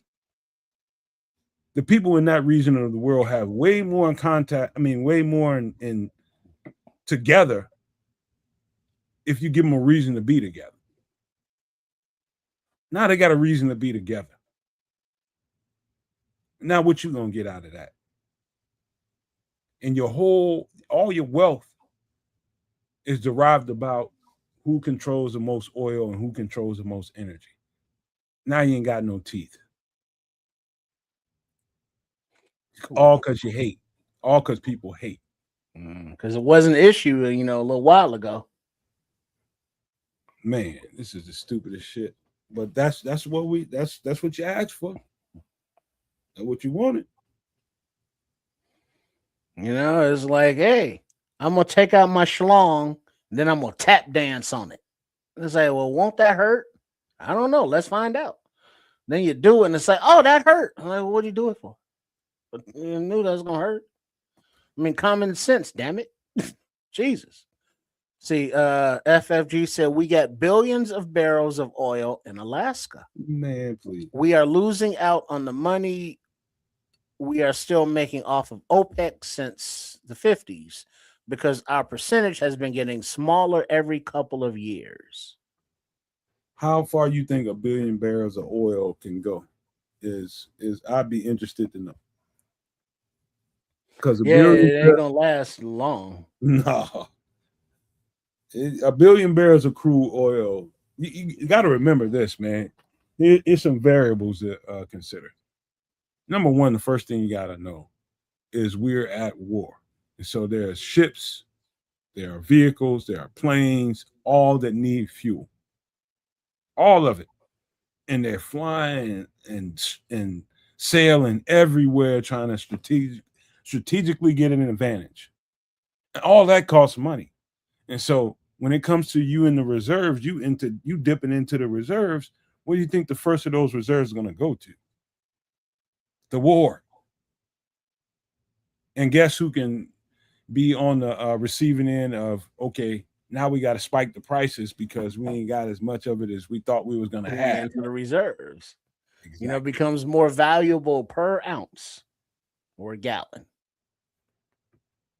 I mean, this is not even rocket science, man. This is stupidity, man. You know, so this is 2026 and we see where we are, and the younger generations looking like, hey, our future looks like really jacked up, and it's like, yeah, it does. Let's see, what is this? Michael saying, I hear you, Nomad, but oh, hold on, let me get my spectacles. I'll read it. He said, I'm I hear you, tripping. Nomad, but things look better in the future because of the younger generation. The growth will be uneven. Iran will charge a toll since the USA will not pay reparations. That's Yeah, a it was free before, but now it's like, whatever. Well, was free before, but now whatever that toll or transition fee is now added to the price of whatever those ships are hauling. So if it's fuel or products, now that fuel and those products are that much more expensive to the end user. So it's the original sin that they are charging. Like, you ain't paid these people for what you did to them, and you refuse to. You give everybody else money, but you choose to treat these people like dogs, and your citizen tries to match that, taking every opportunity they can get to try to insult them, degrade them, try to hurt them, unalive them, and Iran sees that. The best thing about the internet is, you know, somebody that can be thousands and thousands of miles away from you could be your next door neighbor through the internet. So nothing is unseen. Even in Iran, they try to, accuse this place of being a third world country. They more civilized than we are. And I mean that in every way possible. You can start thinking about what they believe religiously. Trust and believe everybody doesn't think the same in Iran either. That's just the toll we want to give them. But this is bad news. No other way to put it. And we need to start thinking about some ways to mitigate this as citizens. That's the only reason when you hear me bring up bad news and give you bad news like this, there's always going to be some kind of response to it to help mitigate what we as citizens going to have to go through. Mm-hmm. Here it is. Yeah, indeed. You can read this one if you want to, Trip. Oh, yeah. Practical prep. Drive 10 miles per hour slower on the highway. 2. Find remote work if possible. 3. Combine errands to reduce mileage. 4. Carpool with coworkers and or neighbors. 5. Lower the thermostat or raise it. 6. Purchase an energy efficient vehicle. 7. Avoid unnecessary travel. Stay your ass at home. 8. Go and get an oil change on vehicles immediately. Let's start with the bottom. No, let's start with the top, because that's one way. If you gotta get on the road and you gotta drive, there's a certain way you can drive to save gas. If you got to do that, and if you're, and I think we are at critical mass where every time you got to go pull up that gas pump, I know it's hurting. I know it's hurting, and it's going to get worse than what you've been seeing. And so you can drive a little bit slower. You don't have to be the fastest person on the highway and getting mad because somebody ain't moving fast enough around you. You need to slow your ass down and stop having road rage, number one, and stop being late for work. This is one way to help mitigate what you're about to go through. This is one way to do that. Find remote work if you can. Well, let's just stop there. How many trips have you, is this even, is there enough of this to go around so that people don't have to? I'll just say this. I think the world where people went to college and got a degree and found some administrative work, some office work, or whatever it was at some building, working in a cubicle, I think those days are over.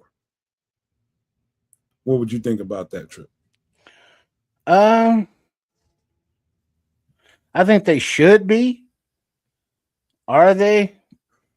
It's hard telling because there are a lot of decisions being made that aren't the best or most conducive to the human element of the resource aspect and more of the control factor. So, get back into the beehive and get into your little cubicles there. Whereas workers are more productive and more relaxed, working from home, as well as the benefits of not, having to utilize the gas or the public transportation, taking up space on those resources. If you can do the gig from the crib, do it from the crib. But businesses, are frowning on that for some reason, even though it would be better for their bottom lines. I don't know, Trips, how many executives you ever really been around to see how they go in the workplace. But let me tell you something about an executive that's in the workplace and you're somebody as an underling. Oh, they stomp and they make their presence known, even if they got a smile on their face. They let their presence be known. That's the only time, to your point, where I don't know how obsolete it is. The reason why it won't be so obsolete is because some of these people that are true demons, need the workplace so that they can feel, so that other people can feel their presence, so they can feel above everybody else. Control factor. Yeah, that too. Yep. You have some of that going on. Control. And so I've been around some of those people, and I'm just going, it's just like, dude, I don't know how you got to this point and why you're some executive, but I know you ain't worth shit. Just by the way you're acting. No Yeah. empathy, Yeah, I no. mean, how many people do you know with college degrees or PhDs but are dumb AF in the head or got no common sense, whatsoever. I know You they know, got. All I know is they got connections and parents that can pay for that kind of shit. right. They ain't You earned got it. the network. Yep. They ain't earned shit. And that's why, I don't like to, disparage kids and say, oh, you're just a Nepo baby. You ain't never did nothing with your life. You look at the new ownership of the Bulls, one of the Walmart grandkids, and it's like, this fucking guy, probably never worked a day in his life. Now he's like, I'll go buy a part of a professional basketball organization. But does that mean he knows anything about basketball? No. Does that mean he knows anything about anything? No. So just because somebody is a boss or owner or in management or your supervisor, that don't mean they know shit. That just mean they know somebody. And and I know we've all had those jobs where it's like, how the hell did this dude get this job? Or it's like, why is my regional manager such an idiot? And it's like, oh, he's the owner's nephew or stepson or some shit. Or fraternity brother, or something like that. They did not attain that position through No, their hard work. no merit. None whatsoever. No merit. Not only that, it's an abomination, as a matter of fact. And that people have to and have suffered, great losses because some fool that had no skills, no knowledge, no nothing, walked in there one day and just messing up people's lives. And you got that going on all over the place, so much so that I don't think people realize how embedded that is in the society. Like it's there's probably every person in this chat right now, every person listening to the sound of my voice that's ran into that at least once in their lives. Mm-hmm. Shit, talking about that shit. I gotta go deal with that bullshit in the morning. Everybody. I don't think there's an exception here unless you've been somewhere on a farm and working for dad your whole life or some shit. I don't know. But there's no way you haven't gone into the world and run into a guy like that, unless you had one job your whole life. Even if you're an entrepreneur and work for yourself, sometimes you look in that mirror and be cussing yourself out. It's ridiculous, man. It's absolutely ridiculous. But the third thing, combine errands and reduce mileage. And I'm gonna leads me right to number 4. Carpool with coworkers and or neighbors. This is where this gets important. If you do have to get off location and go to a spot and go work for somebody, it's best to find out who those people are, where they live, and see if there's any kind of way you can carpool together. If you can, that's great. If you can't, you got to do what you got to do.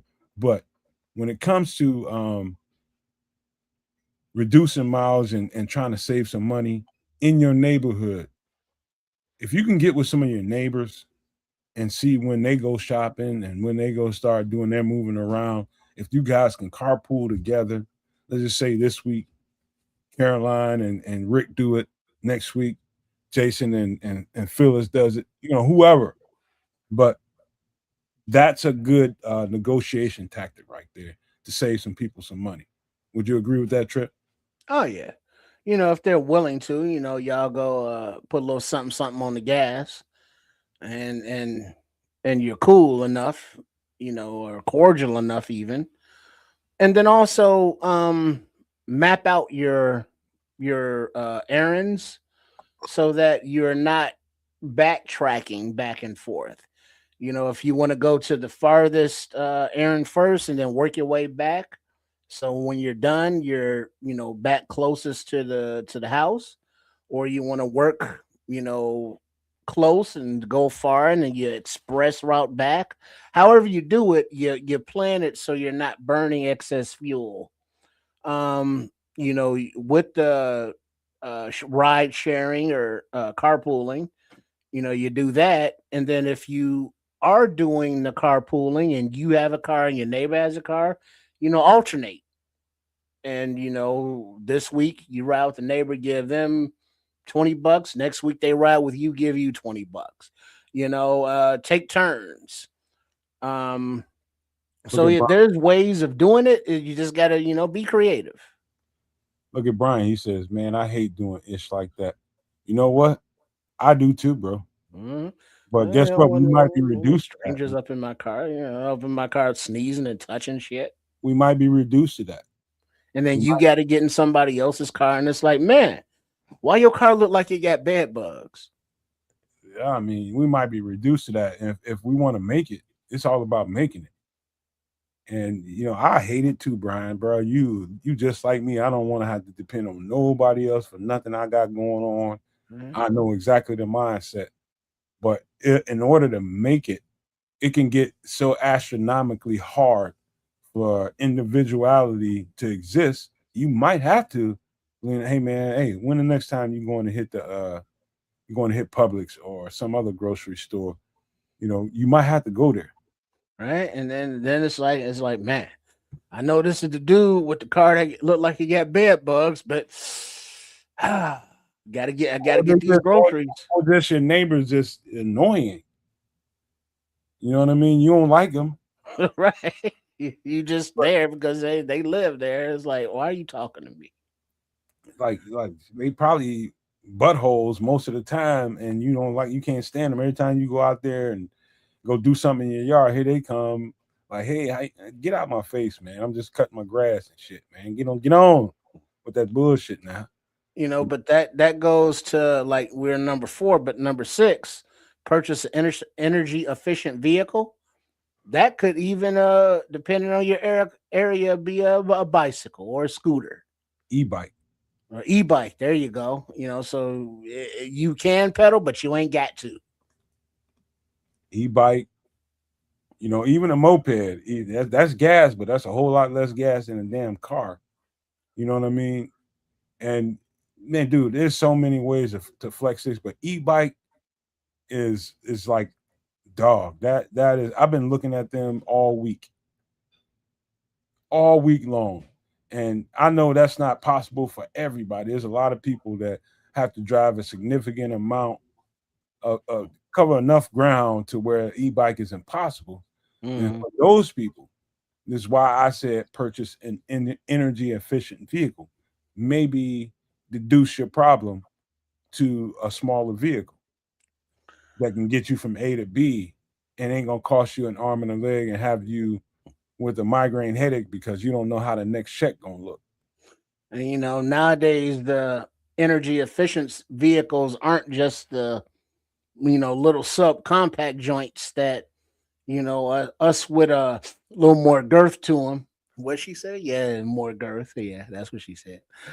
Don't really fit in. They get the little SUV trucks, that are higher up, a little roomier.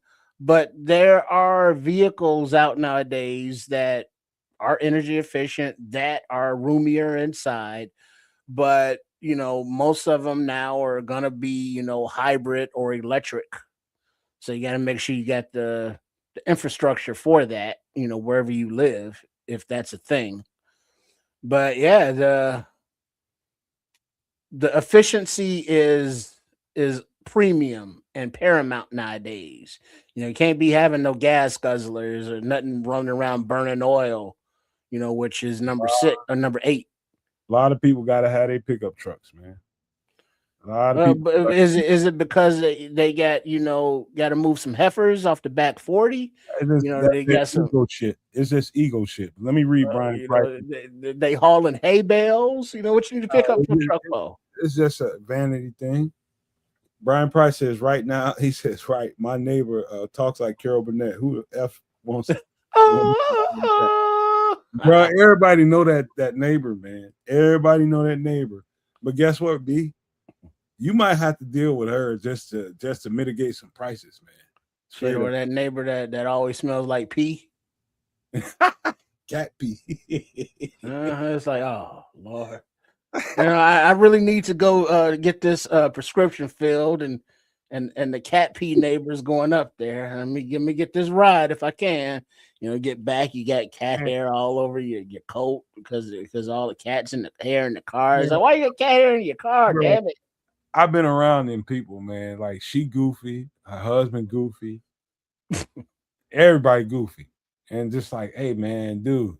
Every time you see me come out of here, man, talk. You want to say so bad, man. If you don't leave me alone, let me do my shit, man. I'm just taking care of my lawn, man. Damn. Everything don't require a conversation. Go home, bro. Golly. But yeah, the next thing is this is the problem. Like I didn't want to get on my mama to the point where she was just like, you know what, man, I wish you shut up talking to me. She's in her 70s, mid 70s. And she wanted to go on a vacation with her brothers and sisters who are, older people. And who am I to tell her that, we got a problem right now? You know what I mean? Who am I to tell that to her? But outside of that, I did not say what I wanted to say to her, and I fault myself for that because I might have been able to stop them from doing that. But if you can avoid, especially you guys this summer, I don't care how long you've been thinking about going to Costa Rica or Cozumel, Mexico. I don't care. You probably want to avoid that trip, man. Straight up. Stay your happy behind at home, man. Until this is resolved, if it's resolved. But right now, save that money. That's the best thing I can tell you right now, outside of if you can grab you some kind of vehicle that's less, gas guzzling. If you can get an energy efficient vehicle and you don't have to drive a car every day, you should do that. But outside of that, stop. I know you've been working all year for your vacation. Man, put that SHIT on park. Save that money, bro. Man, you better put that money in the bank and look up YouTube at the place you was gonna go. Just look at different videos and say, oh, that looked nice. Oh, that looked like it stinks. Oh, good times. Then take your ass to bed. Shit. You can live vicariously through the interwebs. And also, that little money you saving, keep some cash around. $500 minimum, $300 to $500. Keep cash. Mm-hmm. Keeping Yeah, cash. and not big bills. Small, manageable bills. You're right about that, Trip. Spread them things out. Make sure you got some, change, and you can maneuver with that kind of cash flow in a circumstance, man. So cash is still ruling, and you can still make some things happen. You just got to have the right bills. Mm-hmm. And just get a envelope. Just put it in there and just put it, someplace in the middle of a notebook or a book or some shit where where it is, but it's accessible, not electronic. And all denominations as stated. So it's not like you out there. It's like, hey, you got change for this 100? And it's like, yeah, no. So, a lot of ones, fives, tens, some 20s. But you want manageable, and you want the ability to barter. So that means like if you got, jewelry or stuff like that, know what it's worth, know its value. If you got gold, know how much it weighs, and silver and stuff, just in case. Man, dude, you got to stay home right now. I can't stress that more. But this last one is definitely not the least one. I don't care how many vehicles you have at the house. There's going to be somebody that say, man, you know what? I just did mine 3 months ago. Damn it. Take it on right on back and do it again. Oil change right now, immediately for every one of your vehicles. Because I'm going to tell you why. There ain't no telling when the next time you're going to be able to get one. There ain't no telling when the next time you're going to be able to get one.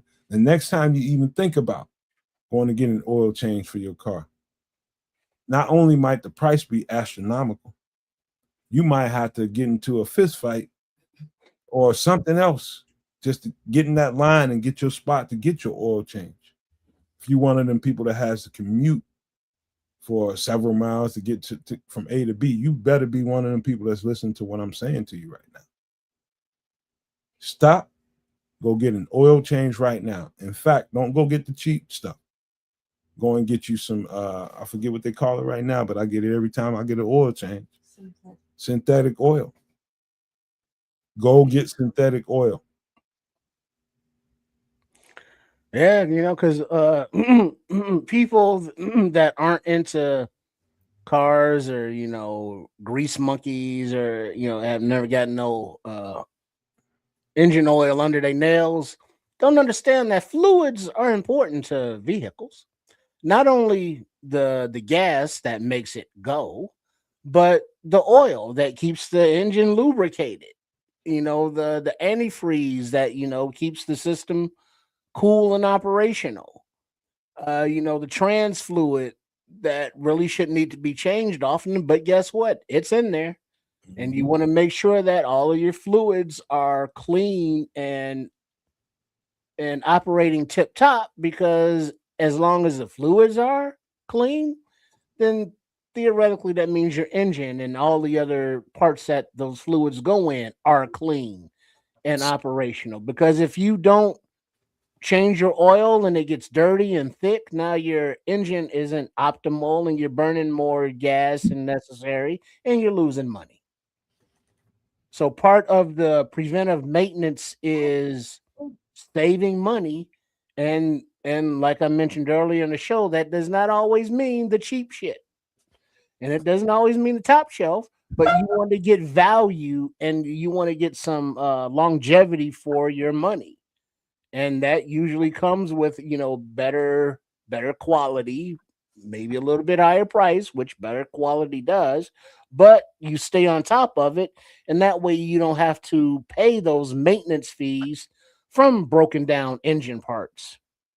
80, 90 something percent of every piece of equipment you have in your vehicle requires some kind of lubricant in order for it to function the right way, whether it be a bolt, a it all requires some kind of lubricant for it to be right. It all. Mhm. And so just know that ahead of time. And let me read Brian Price's point. He says, get you a good 90s model Honda Accord, and you'll be just fine. True. They do drive for a long time, and you don't have to do all that to them. You can probably get 80,000 miles out of one of them bad boys and have to change nothing. But he's right Man, about that. He's right about that. But you know, everybody ain't driving that Honda Accord. I had a 93 Accord. It wasn't maroon, it was not champagne, but it was one of those like custom Honda colors. And it had balls to it so it can get up and go. It was very smooth riding, and as long as you maintained it, it was good. And the parts weren't, they were still imported at the time, but they were not like imported parts now. But yeah, you fix something, it was easy. There weren't, a lot of computers or, any of that nonsense. It was just a very economical, good running vehicle. And that's what you talking about, some Honda Accord. Ew, He scroll. said, "Ooh, he'd rather carpool." Oh, settle Yeah, down. dude, you better Come on, Red get rid Hair. of your pride. Best thing I can tell That's a you, smooth ass ride. you might And be then on they had the sporty models and versions. you might be the first one on the e-bike, and I'll meet you on the street. And of course, e-bikes aren't as much fun in the rain and or the snow. They got some dope ass e-bikes out there. Just want you to know. Dope. When I tell you dope, they look like motorcycles for the most part. Mm. And if you one of them people that stays in, you work in town, that's a perfect vehicle for you, especially in the summertime, or if you live in a warm climate where you don't got to worry about what we worry about here. Yeah, dog, e-bike, like you tripping, man. If you ain't even, come on, man. See, I'm weird because I'll ride a bike, in and around the city, no problem.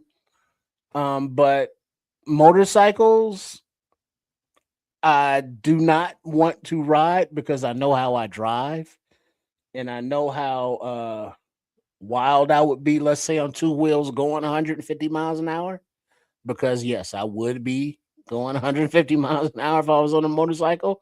So I guess what? I stay off of them.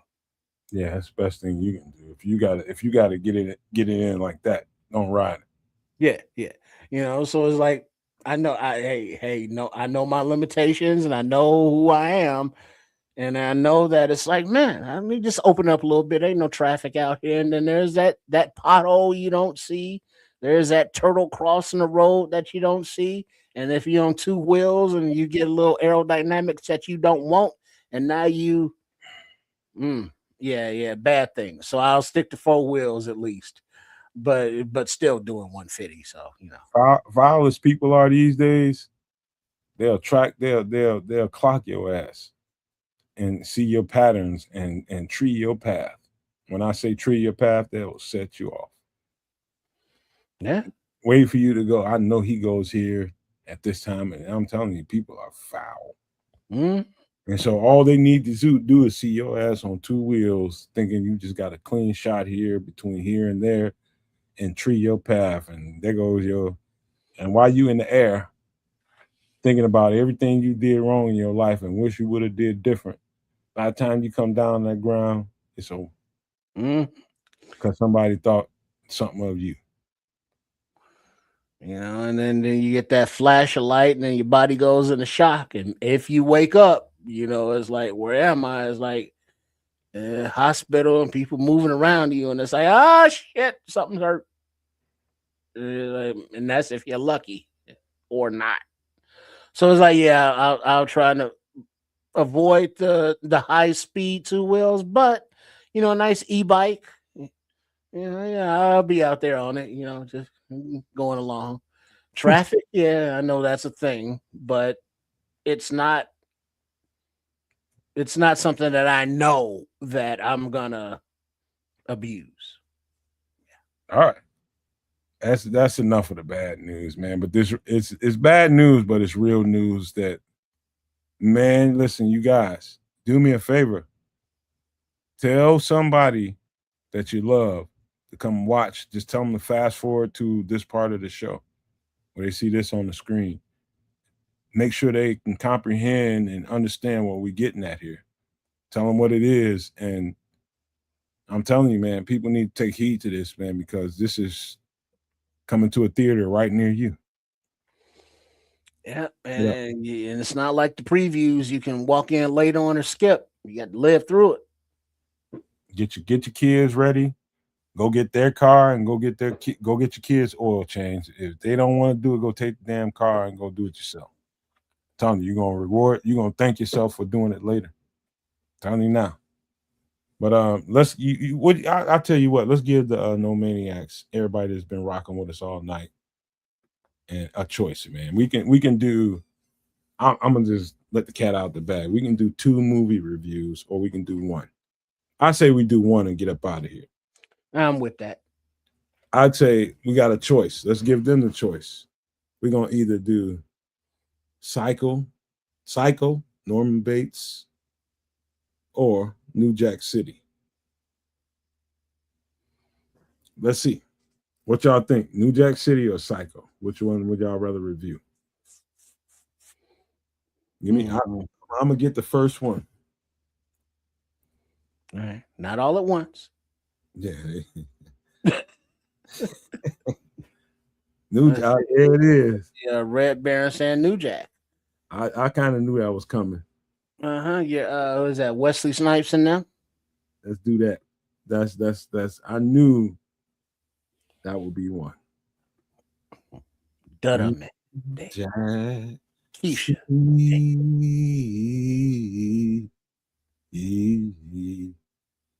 Oh yeah. So New Jack City, Wesley Snipes, Ice-T, Mario Van Peebles, Judd Nelson. Basically a story of a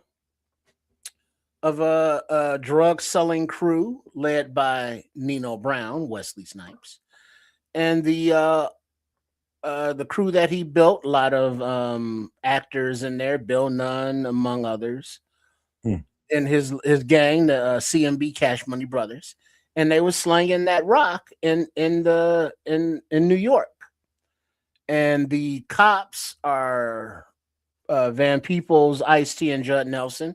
Ice-T goes undercover, to be part of the crew, and get in with them and stuff, and then you see the world of the end user of the drugs, of what people will do to get the drugs, of what other drug sellers do to each other to sell the drugs to the users, and the ruthlessness of the mentality of running a criminal organization, of which they were.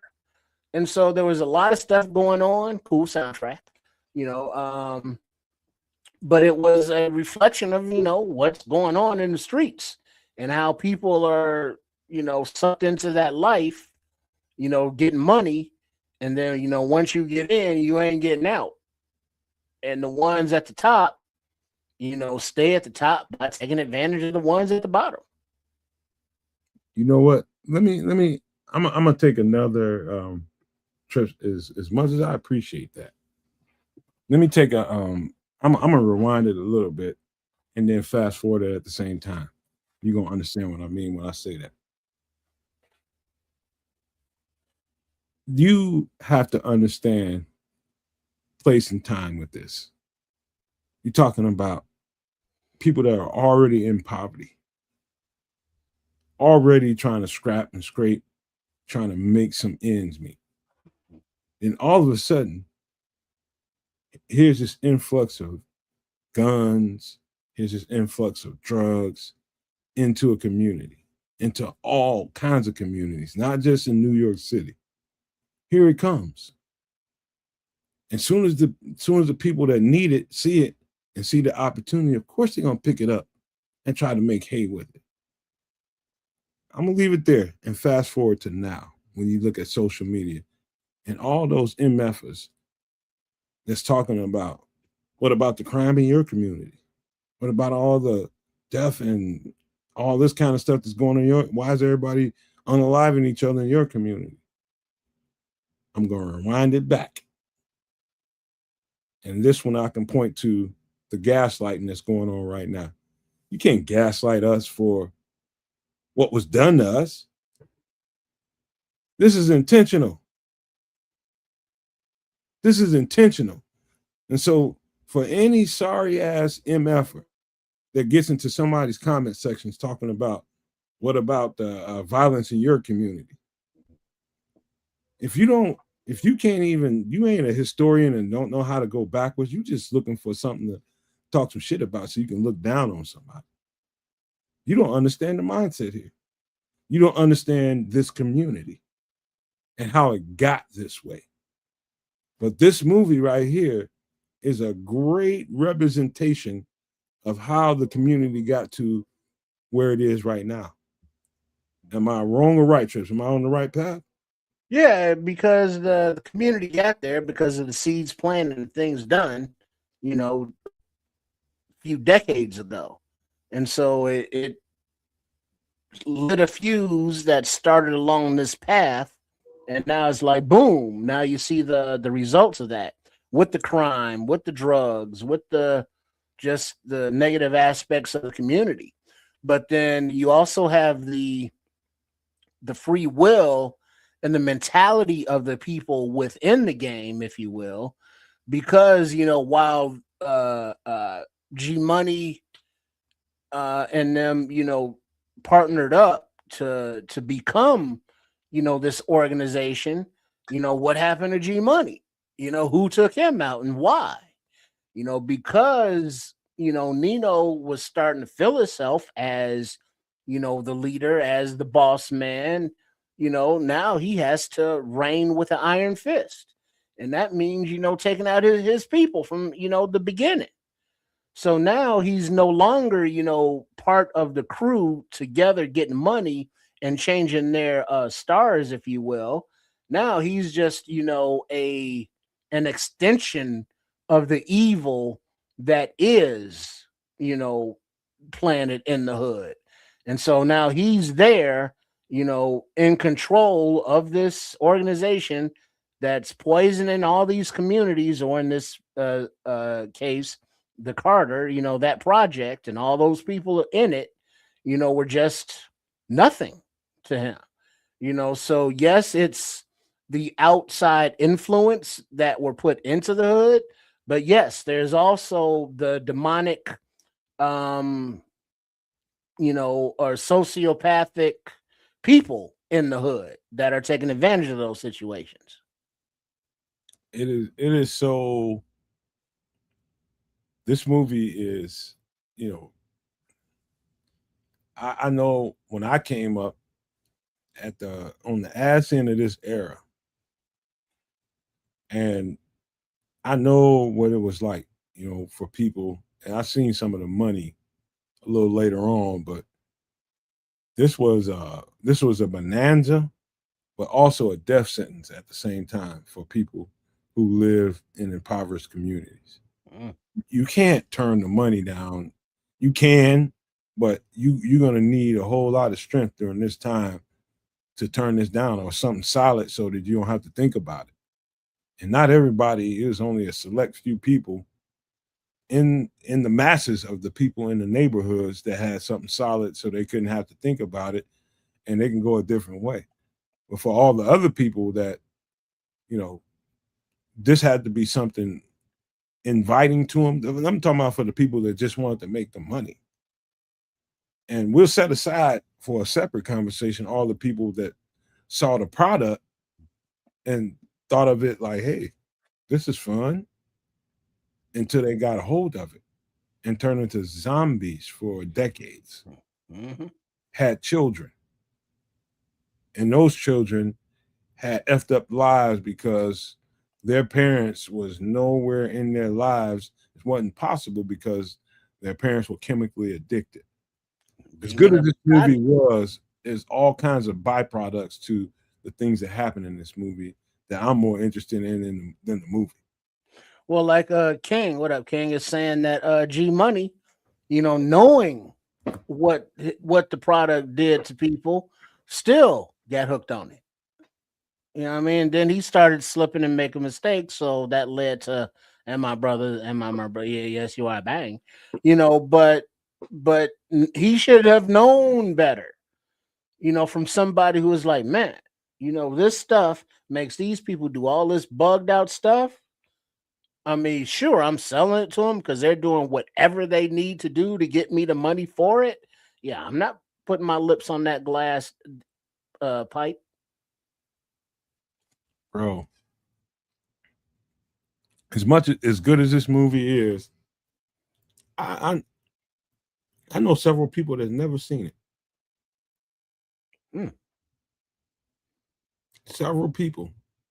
And if you ever want to understand how today things are, all you gotta do is look back in the past and see what people did during those times.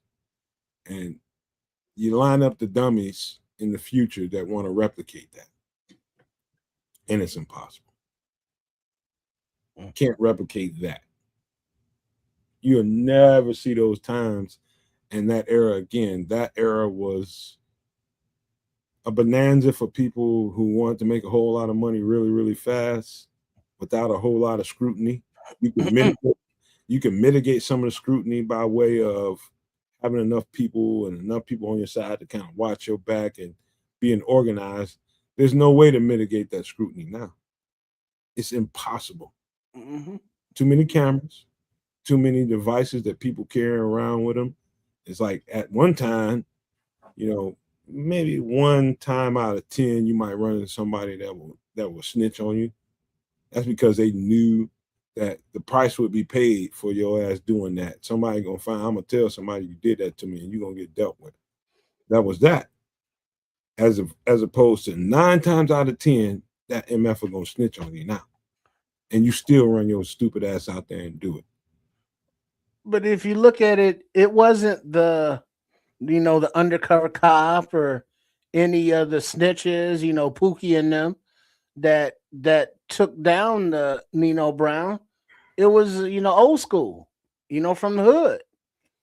It wasn't the legal system. It wasn't the judges. The judge was like, all right, you can go home, smack on the wrist, but it was old school from the hood with his Roscoe that ended the evil or that evil in Nino Brown.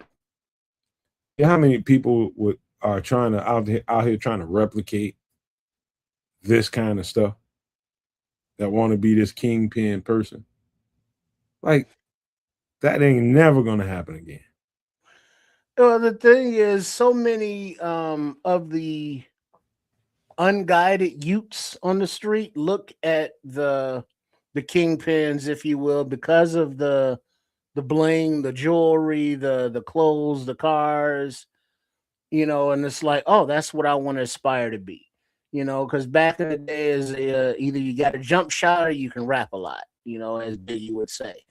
And if you're non-athletic and you can't, carry a tune or write a rhyme, it's like, I guess I got a slang. And that was the method to make money for so many, for so many generations. And it was, not something that was produced in the hood. We all know that the drugs were imported, and sold there. We all know that the weapons were imported and put there. But the mentality that New Jack City and Nino Brown and them had was, as they're saying in the chat here, you got to rob, to make money in this Reagan era, because ain't nothing trickling down but bullshit and a hard time.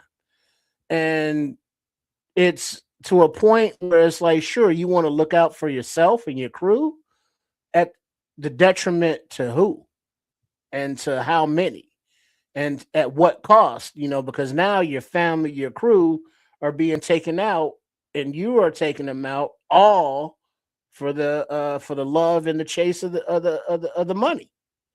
And so the money became more important than anybody's life, than anybody's relationship, than anything and everything. It was, man, did you hear what Nino did?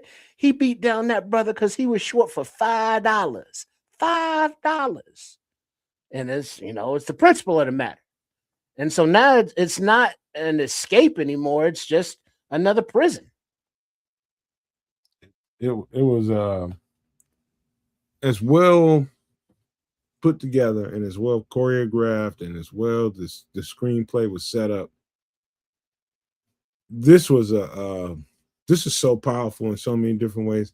I see today again people gaslight black people because, oh, look at how violent your communities are. You just kill people and you do all this kind of. This is most of the time you hear people saying shit like that. They come from a small town and they never left there. And they just see the shit on TV or hear about it. They don't know nothing about the community. So this is a perfect opportunity for them to gaslight you in your comment sections when you're on social media. Because they never been there and all they know about is what they hear about through social media or on TV or something like that, which is a damn shame that somebody has the nerve to open their mouths and know nothing about the environment they're talking about. They just see an opportunity to try to put some people down and don't know where all this came from. I'm pointing out where a lot of this came from. A lot of what you see right now comes from this era right here. And it just never really fully played itself out.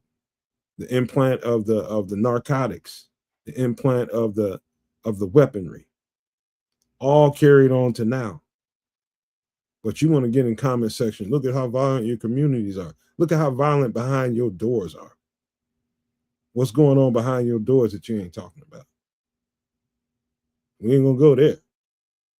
But this is a movie that started a cycle of not only violence, not only abuse. I'm talking about substance abuse. I'm talking about literal abuse as well, this physical abuse. Started a trend of it's bad. And it took a generation for us to kind of shake it. I'll give you a perfect example. Growing up on the butt end of this, I remember what it looked like in my community when I left here and moved to Ohio. And this ain't no racial thing to be pointing fingers at race. This is just something I need to point out as a point. Most of the people, I'm talking about like 95% of the people who are addicts here as a byproduct of this generation here were black. I left here and was gone for over a decade. When I came back here, most of the addicts are now white. Mm-hmm. What that says in a nutshell is with time, that cycle has slowly played itself out. And there's some remnants of it still hanging around. But now, the same people who are pointing at the people that were living in my community, all the drugs and all the crazy, all that stuff is in their communities. And they suffering for it. Now, every time I look around, it's somebody that's addicted to opioids, somebody's addicted to meth, crack, all pills, everything. They're running around here. And so gradually, all of that stuff that was, supplanted into our community to hurt us ended up emancipating itself to other communities. Yeah, it always does. That's what everything made popular in the black community always ends up somebody else's community. Whether it be the music, the fashion, oh yes, the crime, the violence, and the drugs. It was a long time that the crack cocaine was the drug of choice for the urban, ghettos, whereas the rural communities, it was the meth, because meth was controlled by the biker gangs and street gangs, and those organizations controlled the crack. But as, the suburbanites would drive into the city into the, the ghetto areas and cop, and drive back to the suburbs. Then you had different factions cross sell, and now you got everything everywhere. And guess what? It's all laced with fentanyl that's gonna poison the whole lot of it. So it's a progression of this poison converted to that poison by cooking it and adding some baking soda, or this poison converted to this poison.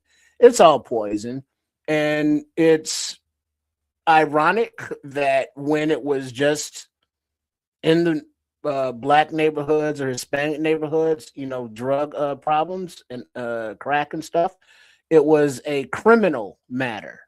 But once it did, permeate in the suburbs and rural areas, it became a health issue. And then, you would see the insurance like, hey, are you addicted to some shit? Well, go to this recovery as long as you get this insurance. Whereas if you was in the hood addicted to this, you get locked up. So the discrepancies of how even the same issues are handled from rural to urban, I mean, is just another example of where this country is, racially.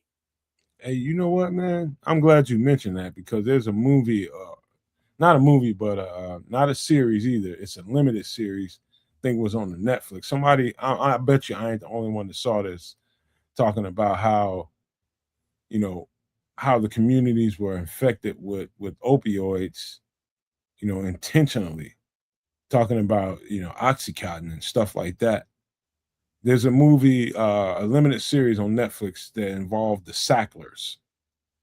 That's the name of the company that ran Oxycontin and put Oxycontin in the community. I mean, they destroyed so many people, and they got off with a fine and a handshake. Somebody help me out. It's a limited series on Netflix, I believe, on Amazon Prime, one of them. But the name was Sacklers. But it's probably about a 6-part miniseries. But so good on, identifying where these products come from and the people, the rich people and their families that they do this stuff to make money, and they will hurt each other to keep making that money. Well, yeah, they they hurt each other, and you say, well, not you say, but people will ask, how would controlled substances, pharmaceutical grade, oxycontins and such, get to the streets if they were controlled? Well, because you have doctors who will write prescriptions, because they get kickbacks for it. And it's like, well, you have bad knees and you're going to need surgery eventually and maybe some physical therapy. But here, take this, oxycodone, 80, 90 milligrams for the next, 2 years while we, work on this other stuff. And now you're addicted to that shit. So what people are doing is if they get it, from their doctor, they flip it on the streets illegally, to get the cash for it to buy whatever they need to survive. So the pathway from either illegal street drugs to the street or actual legal drugs to the street is a very, very short yellow brick road. Bro, let me tell you a short Nomad story.